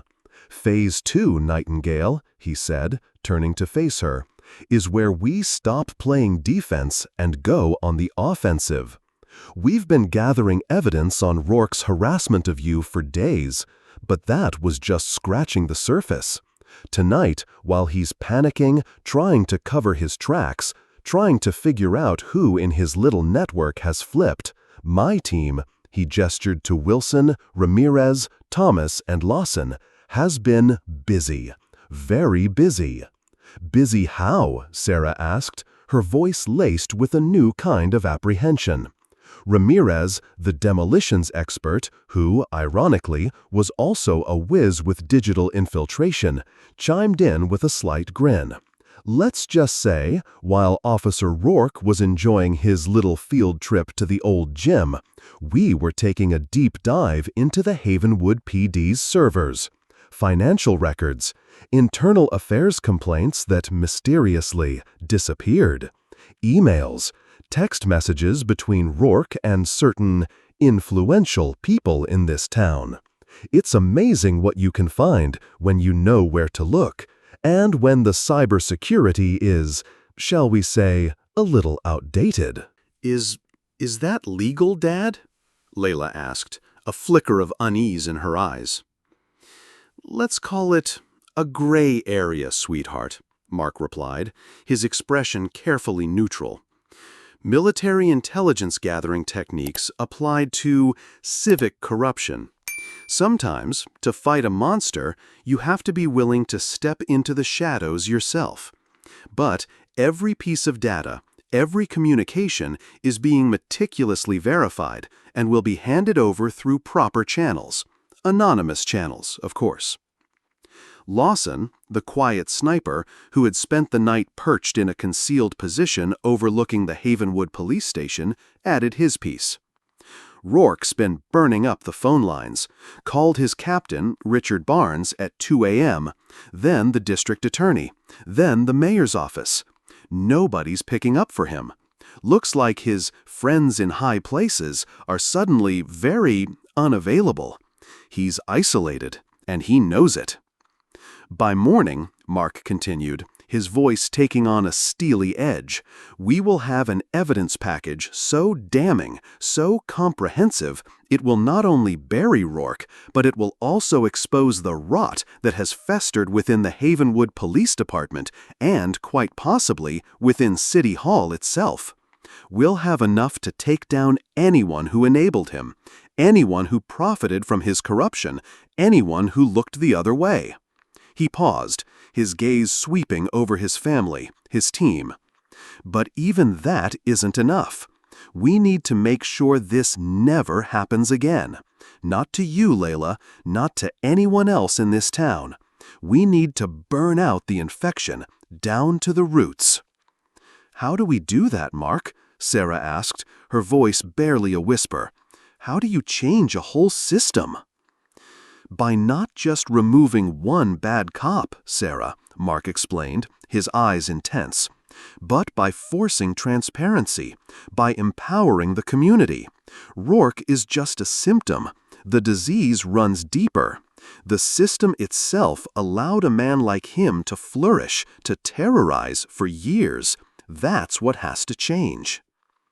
The next 24 hours were a carefully orchestrated campaign of psychological warfare and strategic leaks.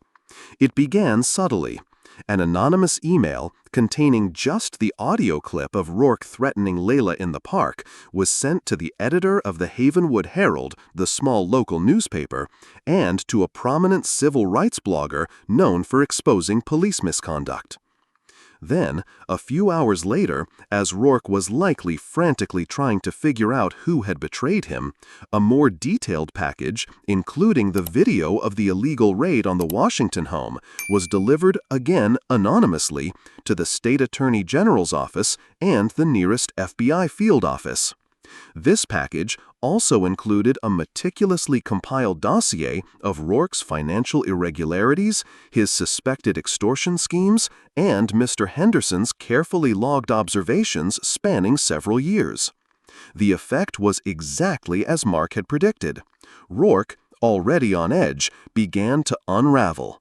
Through their discreet surveillance, a combination of Wilson's technical wizardry tapping into public traffic cameras and Lawson's uncanny ability to remain unseen while observing key locations, they watched Rourke's increasingly erratic behavior. He drove aimlessly around town, his face pale and unshaven. He made a desperate, blustering visit to Captain Barnes at the station, only to be seen leaving minutes later, his face a mask of fury and disbelief. Barnes was clearly cutting him loose. The rats were deserting the sinking ship. The first news story broke online late that afternoon. Havenwood officer accused of harassing teenager, disturbing audio released. It was cautious, a typical small-town paper tiptoeing around a powerful local figure, but the audio was undeniable. Rourke's voice, full of venom and threats, was there for the entire town to hear. The comment section exploded. Some expressed shock and outrage. Others, predictably, defended Rourke, dismissing it as a misunderstanding or a setup.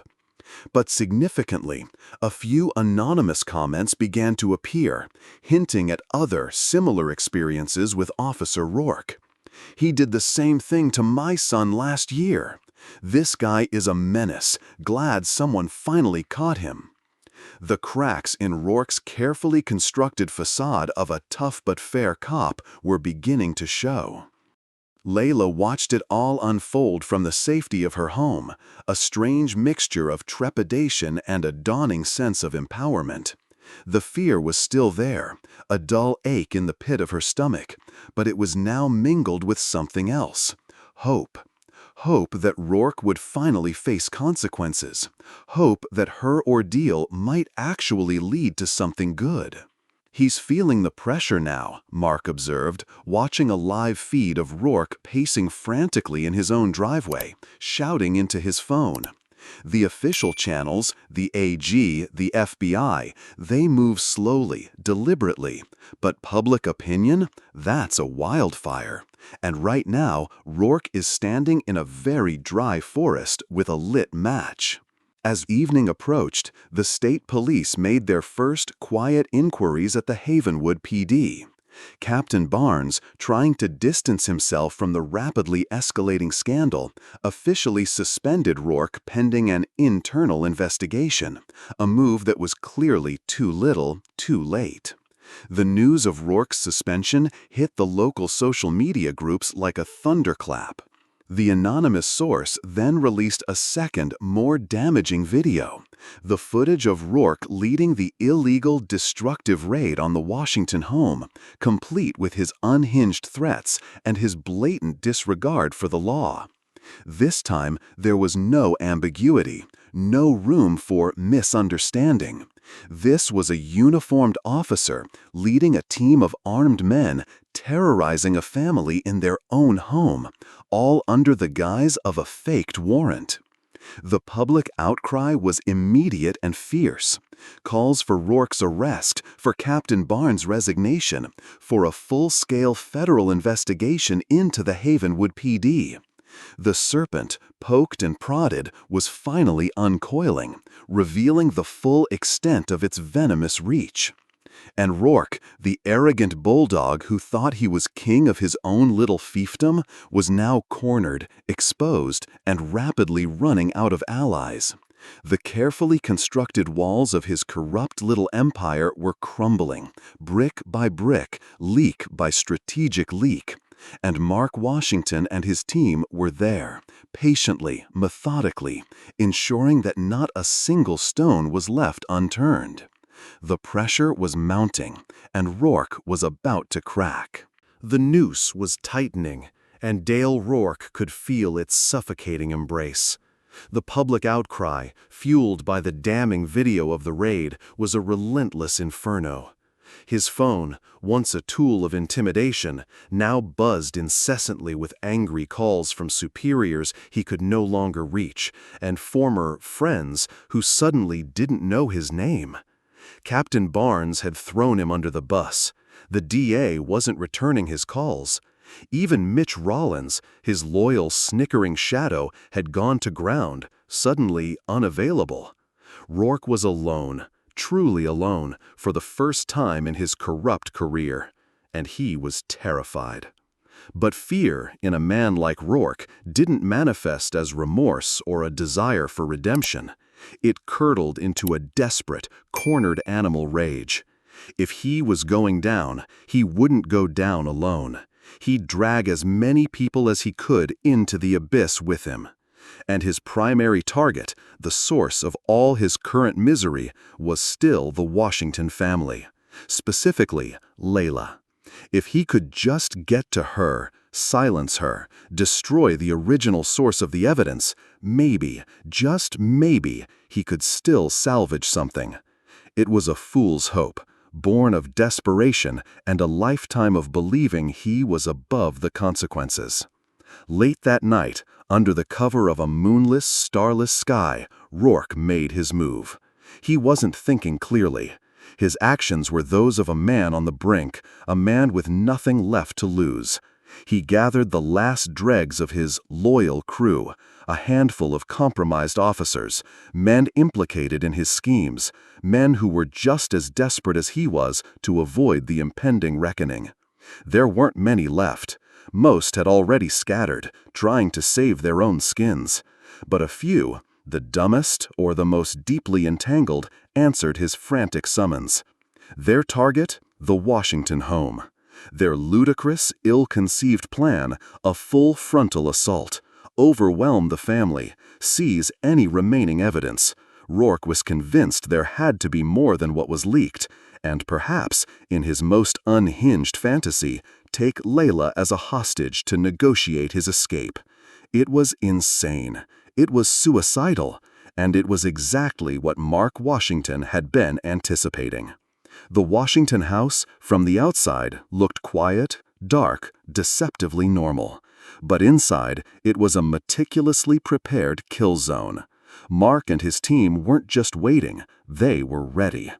Every approach was covered. Every window, every door was a potential point of entry and a potential trap. Night vision was active. Comms were live and encrypted. They moved with the silent, practiced efficiency of men who had done this 100 times before in far more dangerous places. Leila and Sarah were secured in the panic room, again. This time, Leila wasn't watching the feeds with wide-eyed fear. There was still apprehension, yes, but it was overshadowed by a cold, hard resolve. She clutched a small, powerful emergency flashlight, her knuckles white. She wouldn't be a passive victim. Rourke's pathetic little posse, 5 of them, including Rourke himself, approached the house on foot, trying to emulate a stealthy tactical advance, but they looked more like a gang of clumsy burglars. They were jumpy, their movements jerky and uncoordinated. Amateurs. Lawson, perched in a hidden sniper's nest he'd established in a neighbor's attic with their grateful permission, murmured into the comms, his voice a calm, dispassionate whisper. They're not even checking their flanks. Rourke's leading them straight into the meat grinder. From an upstairs window, Mark watched them cross the lawn, their dark shapes barely visible against the even darker backdrop of the night.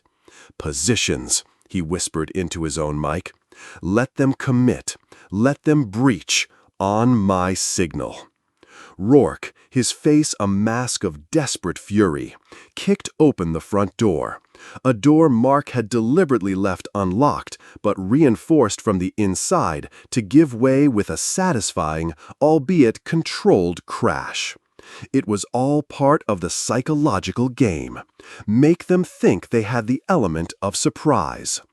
"Police! Nobody move!" Rourke bellowed, storming into the darkened living room, his cheek pistol waving erratically.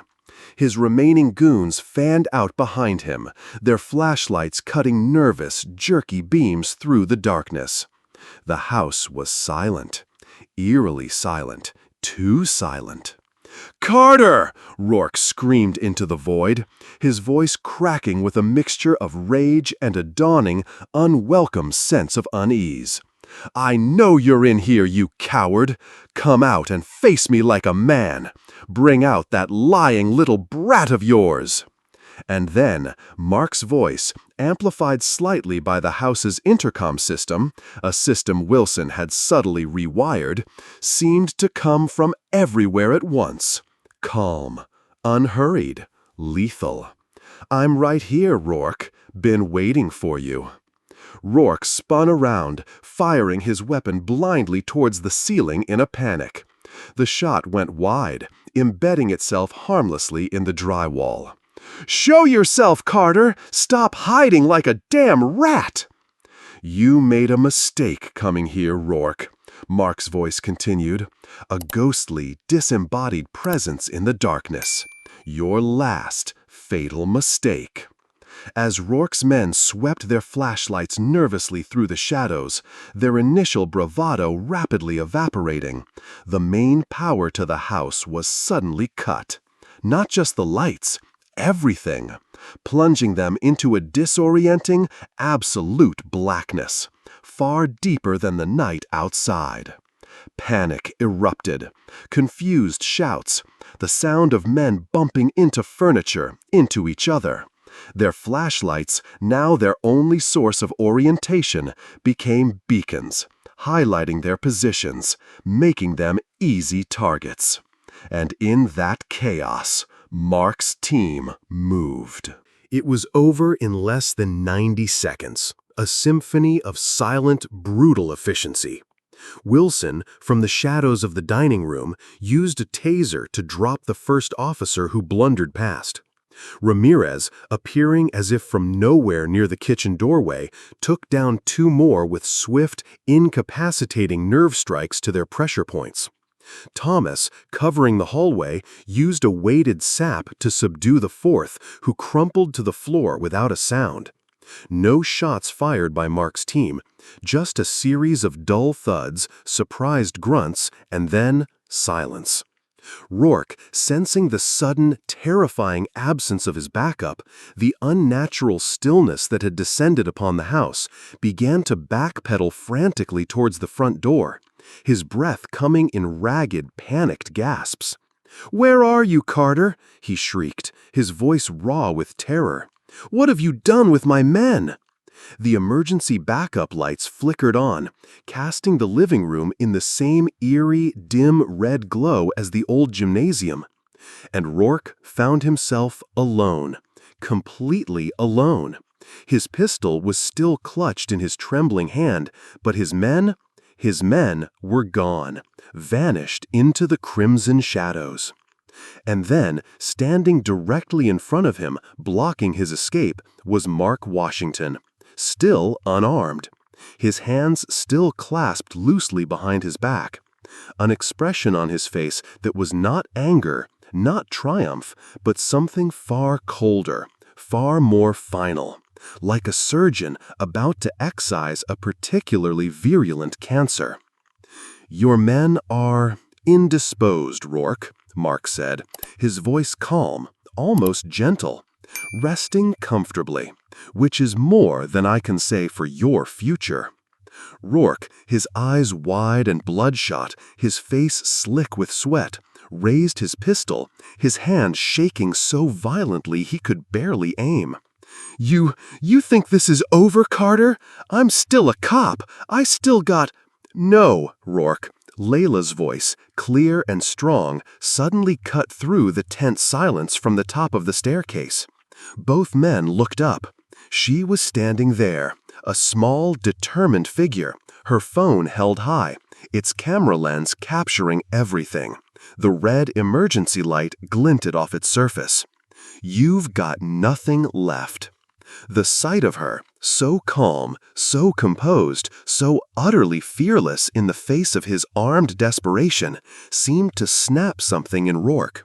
He swung his pistol wildly towards her, his finger tightening on the trigger, a last insane act of defiance.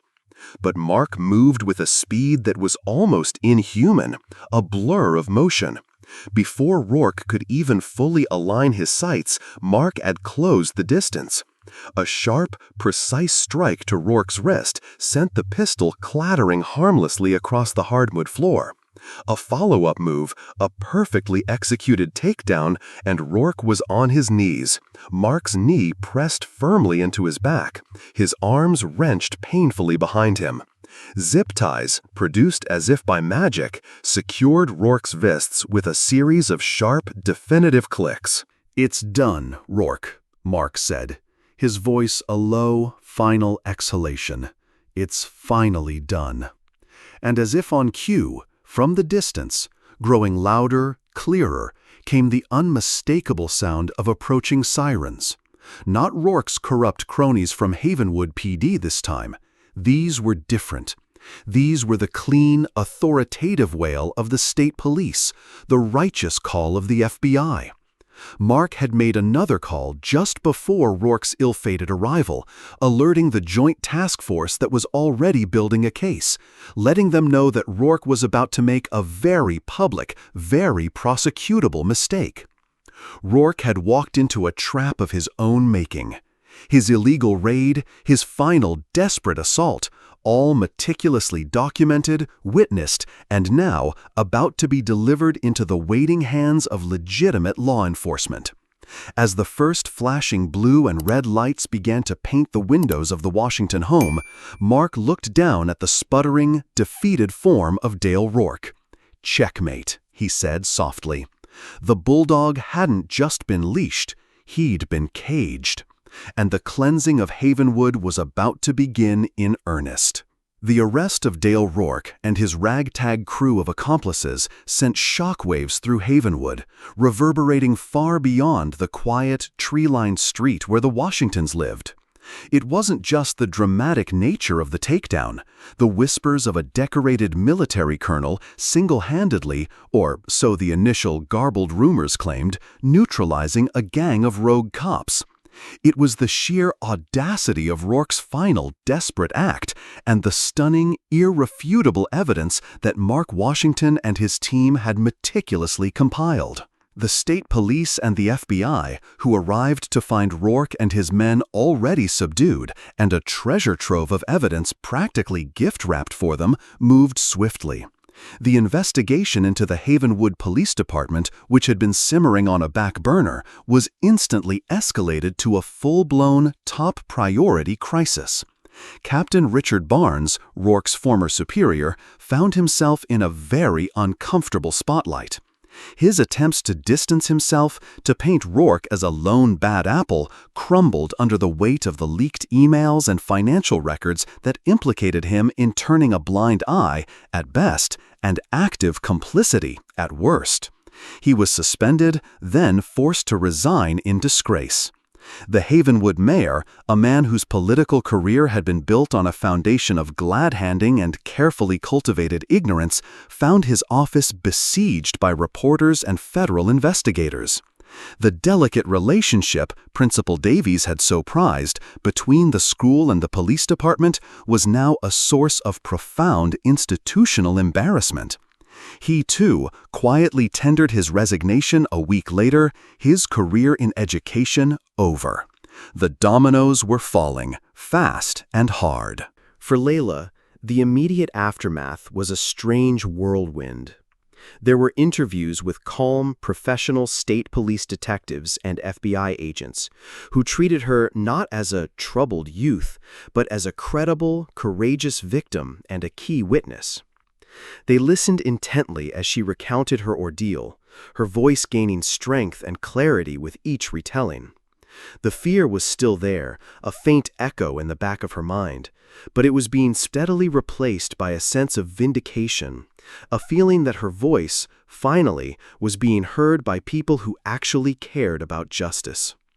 The preliminary hearing for Dale Rourke was scheduled remarkably quickly, a testament to the strength of the evidence and the public pressure for swift action. The courtroom was packed. Local news crews jostled for space. Citizens of Havenwood, black, white, and brown, filled the benches, their faces a mixture of curiosity, anger, and a dawning hope that perhaps, just perhaps, things were about to change. Leila, dressed in a simple, modest dress, walked to the witness stand with a composure that belied her 17 years. Her parents sat in the front row, Mark's stoic presence a silent pillar of strength. Sarah's hand gripping his tightly, her eyes never leaving her daughter. Chloe was there too, a few rows back, offering a watery, encouraging smile. Even Mr. Henderson, Al, had come, giving Leila a subtle thumbs up as she passed. Rourke sat at the defendant's table, a shadow of his former blustering self. His expensive suit couldn't hide the pallor of his skin, the dark circles under his eyes, the way his hands trembled almost imperceptibly. He looked diminished. Stripped of his badge, his power, his network of enablers, he was just a scared, cornered man. He studiously avoided looking at Leila, staring instead at a fixed point on the far wall. The prosecutor, a sharp, mo-nonsense woman from the state attorney general's office, guided Leila through her testimony. "Ms. Washington," she began, her voice calm and respectful, "please tell the court, in your own words, about your interactions with the defendant, former officer Dale Rourke, beginning with the incident at Oakwood High School." And Leila did. She spoke clearly, her voice gaining confidence as she recounted the events. The humiliation of the soda incident, the threats, the stalking, the defaced locker, the vile rumors, the terror of the illegal raid on her home, the final, desperate assault. She didn't embellish. She didn't overdramatize. The facts, stark and unadorned, were damning enough. She presented the audio recordings, the video footage, her meticulously kept journal. Each piece of evidence was another nail in Rourke's coffin. "And how did these actions make you feel, Ms. Washington?" the prosecutor asked, gently. Leila paused, taking a deep breath. "Scared," she admitted, her voice unwavering. "I was terrified. I felt hunted, like I had nowhere to turn. The people who were supposed to protect me, they were the ones terrorizing me. But more than scared," she continued, her gaze sweeping across the courtroom, meeting the eyes of the people of Havenwood. "I felt angry. Angry that someone with a badge, someone sworn to uphold the law, could abuse their power so blatantly, so cruelly. And I knew I wasn't his only victim. I stood here today not just for myself, but for everyone in this town who has ever been bullied, intimidated, or wronged by those in power and felt like they had no voice." A murmur rippled through the courtroom. It wasn't just a legal testimony anymore. It was a powerful statement, a call for accountability. Rourke's defense attorney, a slick, expensive lawyer hired by what remained of Rourke's dwindling funds, tried to poke holes in her story. He tried to paint her as an exaggerating teenager, a troublemaker with a grudge. "Ms. Washington," he began, his voice oozing of false sympathy, "isn't it possible that you misinterpreted Officer Rourke's intentions? That perhaps his actions, while unorthodox, were simply those of a concerned officer trying to deal with a difficult situation?"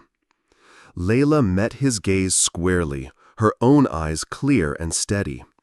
"Concerned, sir?" she challenged. "Is it concern to pour a soda over a student's head in public? Is it concern to stalk a minor at night? Is it concern to break into a family's home with a fake warrant and terrorize them? Is it concern to threaten to plant drugs on an innocent person? If that's your definition of concern, then I think the system is even more broken than I imagined." The defense attorney faltered. He had no comeback. Her truth, delivered with such quiet dignity and unshakable conviction, was irrefutable. After a few more perfunctory, ineffective questions, he retreated, defeated, to his table, where Rourke now sat with his head bowed, the fight visibly drained out of him. Then a surprise witness was called, Ethan Rourke, Dale Rourke's own nephew. Looking pale and visibly nervous, but also strangely resolute, Ethan walked to the stand. He recounted the initial incident at the school, admitting his own role in instigating the conflict, admitting he'd lied to his uncle.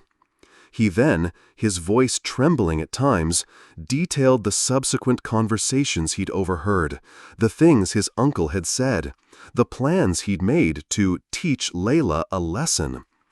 It was a painful, difficult testimony, a public airing of his family's dirty laundry, but it was also an act of courage, a young man trying, however belatedly, to do the right thing. Dale Rourke didn't even look at him. The preliminary hearing concluded with the judge finding more than enough probable cause to bind Dale Rourke over for trial on a litany of felony charges: aggravated harassment, stalking, official misconduct, conspiracy, breaking and entering, evidence tampering, and more. As the judge read the ruling, a wave of quiet relief, of vindication, washed over Leila. It wasn't over yet, not by a long shot, but a significant battle had been won. Justice, it seemed, was no longer a distant, unattainable dream in Havenwood.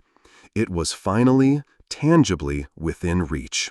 The reckoning had begun, and Leila Washington, the young woman they thought they could break, had become its most powerful and most eloquent.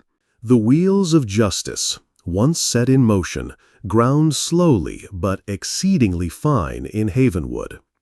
The months following Dale Rourke's preliminary hearing were a period of profound, almost seismic transformation for the town. It was as if a festering wound had finally been lanced, and the long, painful process of healing could begin. The fear that had once held Havenwood in its grip began to dissipate, replaced by a cautious optimism, a sense of a community reawakening. Rourke, facing an avalanche of irrefutable evidence and the prospect of a lengthy, humiliating trial with a very high likelihood of conviction, finally did what Mark Washington had predicted desperate men do. He made a deal.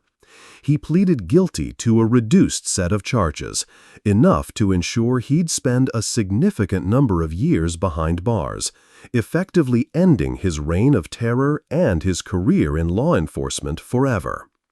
The news of his plea deal and the subsequent 15-year sentence with no possibility of parole for at least 10 was met with a collective sigh of relief across Havenwood.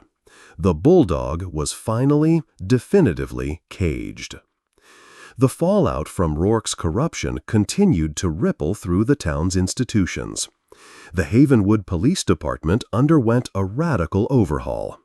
The state police, in conjunction with the Department of Justice, implemented a consent decree mandating sweeping reforms.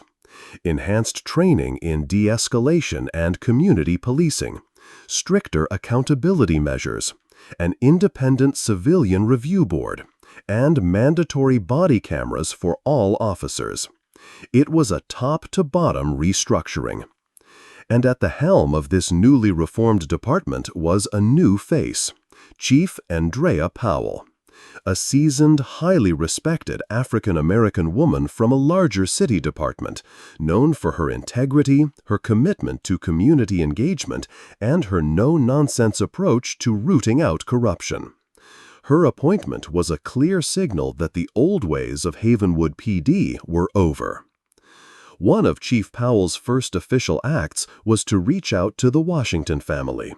She invited Leila and Mark to her newly renovated office, an office that bore no resemblance to the cluttered, intimidating space Rourke had once occupied. It was bright, open, adorned with community awards and photos of her with smiling children.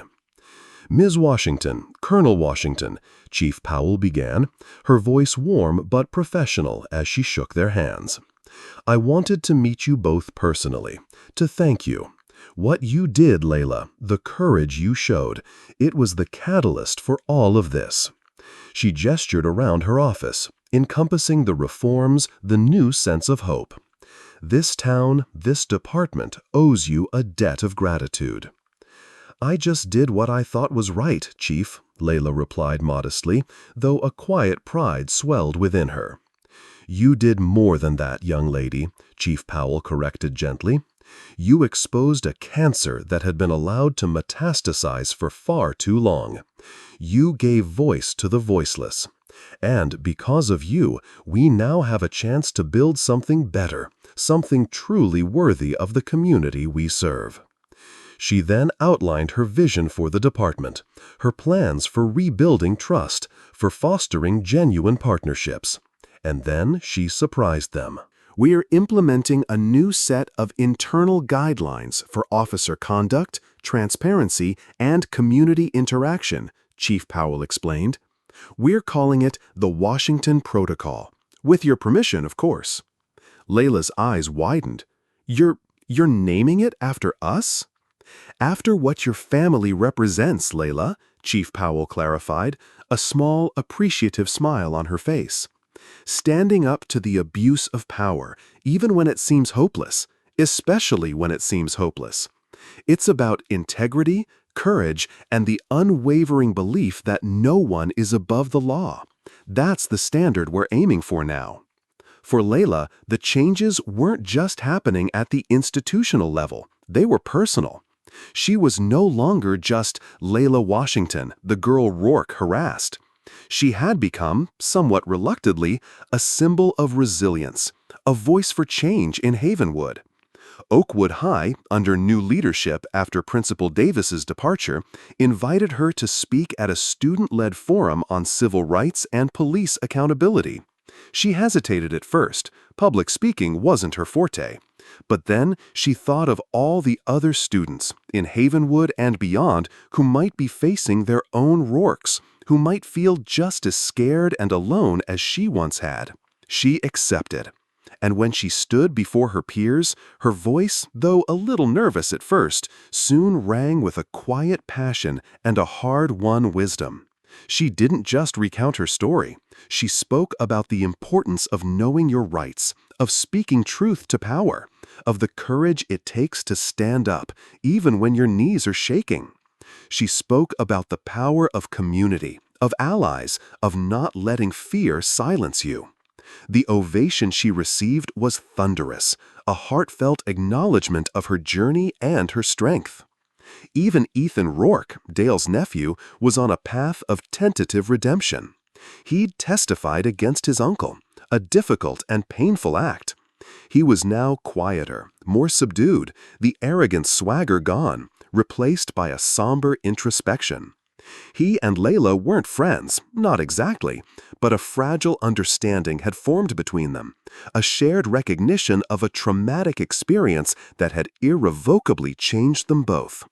He was actively involved in the school's new student-led initiatives for restorative justice, trying, in his own way, to make amends, to build something positive from the wreckage his uncle had caused. One afternoon, as Leila was leaving Chief Powell's office after a follow-up meeting about the Washington Protocol, she noticed a small framed photograph on the community bulletin board in the station lobby.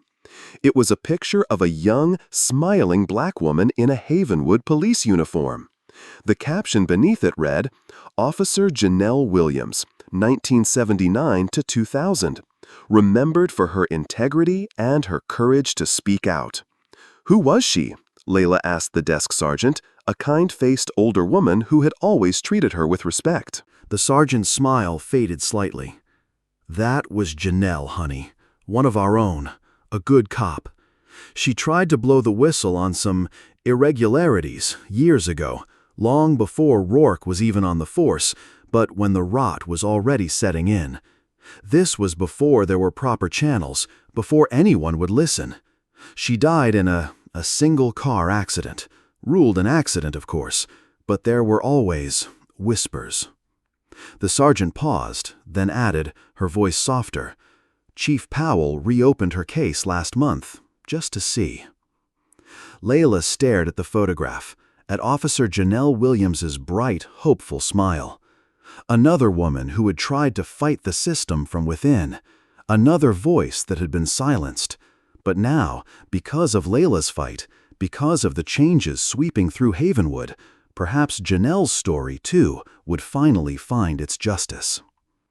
The phoenix was indeed rising from the ashes in Havenwood. The corruption that had choked the town for so long was being systematically dismantled. Trust, though still fragile, was slowly being rebuilt between the community and its police force. And Leila Washington, the young woman who had simply wanted the harassment to stop, found herself at the forefront of this transformation. No longer a victim, but a catalyst, a quiet leader, forging a future for herself and for her town that was brighter, more just, and filled with an unyielding hope. Her journey had been a descent into darkness, but she had emerged into the light, stronger, wiser, and ready to help others find their own way. The seasons turned in Havenwood, each one bringing with it a deeper sense of healing, a more profound transformation. The raw wounds left by Rourke's reign of terror were slowly beginning to scar over, replaced by a resilient, hard-won peace. The town, once fractured by fear and suspicion, was now united by a shared purpose, to ensure that what happened to Leila Washington and to countless others before her whose stories had never been told would never happen again. Leila, now a poised and articulate young woman on the cusp of adulthood, thrived. The experience hadn't broken her, it had forged her. The shadows of her ordeal still lingered, of course, a faint whisper in the quiet moments, a reminder of the darkness she had faced. But they no longer held power over her. Instead, they fueled her determination, her unwavering commitment to justice. She graduated from Oakwood High at the top of her class, her valedictorian speech a powerful, moving testament to the resilience of the human spirit and the enduring importance of speaking truth to power. It wasn't a speech about anger or revenge. It was a speech about hope, about responsibility, about the future they could all build together if they dared to be brave. There wasn't a dry eye in the auditorium. True to her word, Leila headed off to Georgetown University, embarking on her journey to become a lawyer. Her focus was clear: civil rights, police reform, advocating for those marginalized and silenced by systemic injustice. She wasn't just studying the law, she was preparing to wield it as a weapon for good, a shield for the vulnerable. Her personal statement for her law school applications had been raw, honest, and utterly compelling. It began, "I learned about justice not from textbooks, but from its absence. I learned about power not from those who wielded it corruptly, but from the courage it took to stand against such corruption. Colonel Mark Washington, his heart swelling with a father's immeasurable pride, did indeed accept the prestigious position at the Pentagon.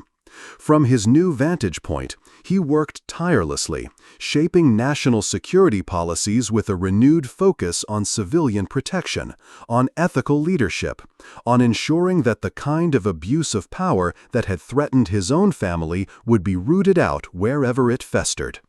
He often consulted with Leila, valuing her sharp intellect and her unique, hard-won perspective. They became not just father and daughter, but colleagues in a shared mission. Sarah Washington, the quiet pillar of strength who had held their family together through the darkest days, continued her work as a nurse, her compassion and empathy deepened by their shared experience. She became a vocal advocate for community health initiatives that addressed the trauma caused by systemic injustice, understanding that healing wasn't just about legal victories, but about restoring the well-being of individuals and communities. Havenwood itself became a different place. Chief Andrea Powell, with the unwavering support of a newly engaged citizenry and a reformed town council, transformed the Havenwood Police Department into a model of community policing.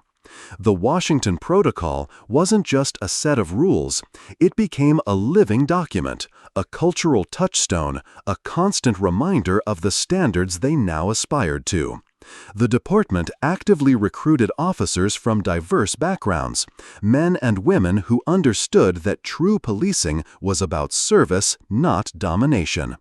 And yes, after a thorough and painstaking reinvestigation, the truth about Officer Janelle Williams' accident finally came to light. It wasn't an accident. It was a murder, orchestrated by corrupt elements within the old guard to silence her.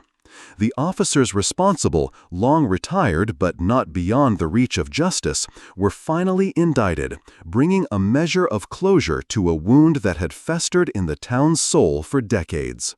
Ethan Rourke, Dale's nephew, chose to stay in Havenwood. He faced the whispers, the lingering stares, with a quiet humility. He dedicated himself to community service, working with at-risk youth, sharing his own story of how easily one can be misled by false idols and the allure of unearned power. He knew he could never fully erase the stain of his family's name, but he was determined to build a different legacy, one of accountability and genuine remorse. He and Leila would occasionally cross paths. There was no animosity, only a shared, unspoken understanding of the long and difficult road to redemption. And Mr. Henderson, Al, the retired FBI agent whose quiet courage and meticulously kept records had been so crucial, became a beloved, if still somewhat enigmatic figure in Havenwood. He mentored young activists, advised the Civilian Review Board, and occasionally, over a cup of coffee with Mark when he was in town or Chief Powell, would share his decades of wisdom about the never-ending fight for justice. One crisp autumn evening, years later, Leila, now a successful civil rights attorney, returned to Havenwood. She was there to dedicate the new Janelle Williams and Leila Washington Center for Community Justice, a place funded by a combination of town resources and private donations, a beacon of hope offering legal aid, advocacy, and a safe space for those facing injustice. As she stood at the podium, looking out at the faces of her family, her friends, the people of Havenwood, a community transformed, she thought back to that terrified 17-year-old girl, cornered and humiliated, wondering if she would ever feel safe again. She thought of the darkness, the fear, the seemingly insurmountable odds. "They thought they could break us," Leila said, her voice clear and resonant, echoing the words her father had once spoken. "They thought they could silence us. They underestimated the power of truth. They underestimated the strength of a community united. And they certainly, she added, a small, confident smile playing on her lips, underestimated a Washington. Her gaze found her father in the crowd. Colonel Mark Washington, his eyes shining with unshed tears of pride, gave her a slow, almost imperceptible nod. The unbroken circle, the legacy of courage passed from one generation to the next. The fight for justice, Leila knew, was never truly over. There would always be new Rourkes, new systems of oppression, new battles to be fought. But Havenwood had learned a vital lesson. They had learned that silence in the face of injustice is complicity. They had learned that one voice raised in truth can ignite a chorus. They had learned that even in the deepest darkness, the spark of courage, fanned by a community's resolve, can blaze into a cleansing fire. And as the sun set over a Havenwood that was finally, truly beginning to live up to its name, Leila Washington knew that her story, their story, was not just an ending, but a beginning. A testament to the enduring power of the human spirit to confront darkness, to demand accountability, and to build a better, more just world, one brave act, one unwavering voice at a time. The blue shadow had long since receded, vanquished by the enduring light of truth and the unbreakable strength of a family and a community that refused to be broken. The seasons turned in Havenwood, each one bringing with it a deeper sense of healing, a more profound transformation. The raw wounds left by Rourke's reign of terror were slowly beginning to scar over, replaced by a resilient, hard-won peace. The town, once fractured by fear and suspicion, was now united by a shared purpose: to ensure that what happened to Leila Washington, and to countless others before her whose stories had never been told, would never happen again. Leila, now a poised and articulate young woman on the cusp of adulthood, thrived. The experience hadn't broken her, it had forged her. The shadows of her ordeal still lingered, of course, a faint whisper in the quiet moments, a reminder of the darkness she had faced. But they no longer held power over her. Instead, they fueled her determination, her unwavering commitment to justice. She graduated from Oakwood High at the top of her class, her valedictorian speech a powerful, moving testament to the resilience of the human spirit and the enduring importance of speaking truth to power. It wasn't a speech about anger or revenge. It was a speech about hope, about responsibility, about the future they could all build together if they dared to be brave. There wasn't a dry eye in the auditorium. True to her word, Leila headed off to Georgetown University, embarking on her journey to become a lawyer. Her focus was clear: civil rights, police reform, advocating for those marginalized and silenced by systemic injustice. She wasn't just studying the law, she was preparing to wield it as a weapon for good, a shield for the vulnerable. Her personal statement for her law school applications had been raw, honest, and utterly compelling. It began, "I learned about justice not from textbooks, but from its absence. I learned about power not from those who wielded it corruptly, but from the courage it took to stand against such corruption." Colonel Mark Washington, his heart swelling with a father's immeasurable pride, did indeed accept the prestigious position at the Pentagon. From his new vantage point, he worked tirelessly, shaping national security policies with a renewed focus on civilian protection, on ethical leadership, on ensuring that the kind of abuse of power that had threatened his own family would be rooted out wherever it festered. He often consulted with Leila, valuing her sharp intellect and her unique, hard-won perspective. They became not just father and daughter, but colleagues in a shared mission. Sarah Washington, the quiet pillar of strength who had held their family together through the darkest days, continued her work as a nurse, her compassion and empathy deepened by their shared experience.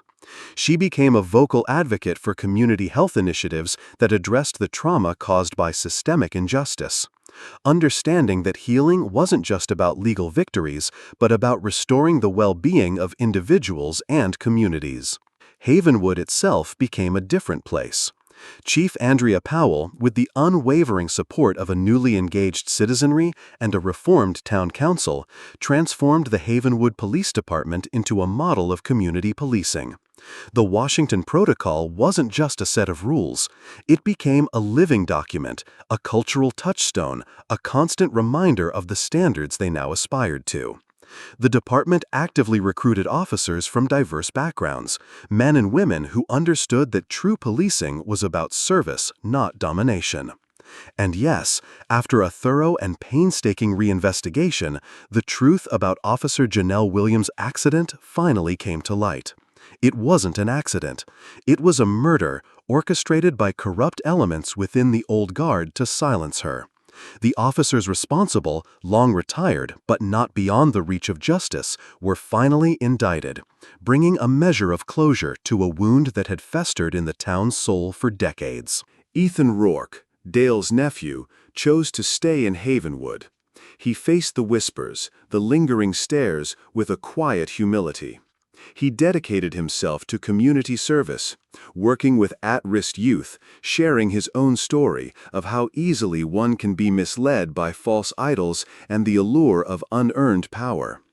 He knew he could never fully erase the stain of his family's name, but he was determined to build a different legacy, one of accountability and genuine remorse.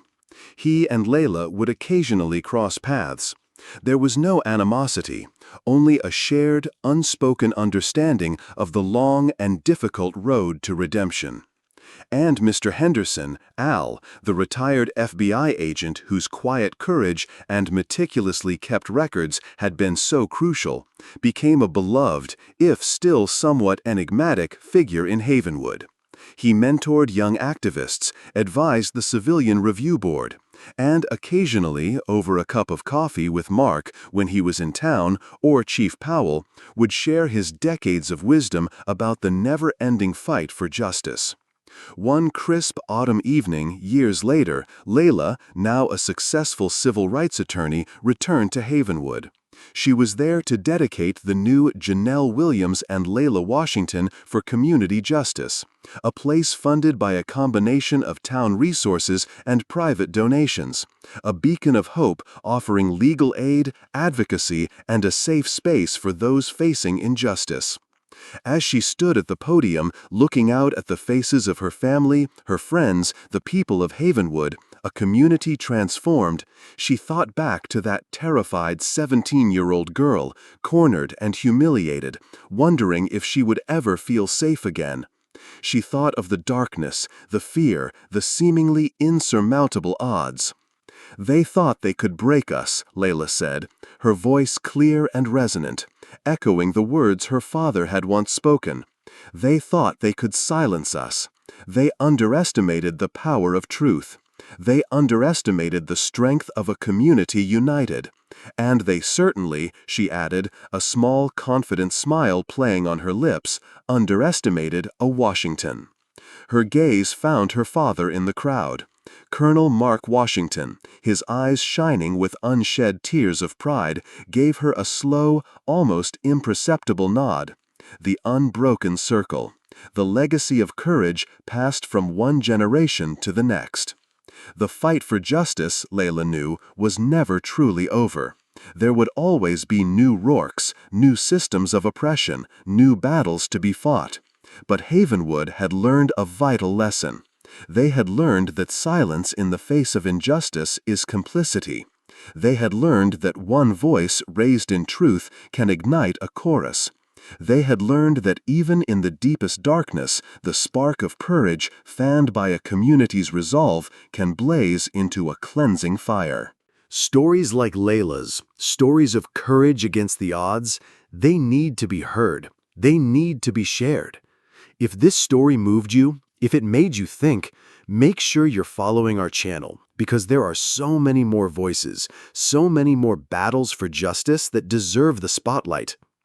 And as the sun set over a Havenwood that was finally, truly beginning to live up to its name, Leila Washington knew that her story, their story, was not just an ending, but a beginning. A testament to the enduring power of the human spirit to confront darkness, to demand accountability, and to build a better, more just world, one brave act, one unwavering voice at a time. The blue shadow had long since receded, vanquished by the enduring light of truth and the unbreakable strength of a family and a community that refused to be broken. But then again, Rourke only got 15 years. He'd be out in 10.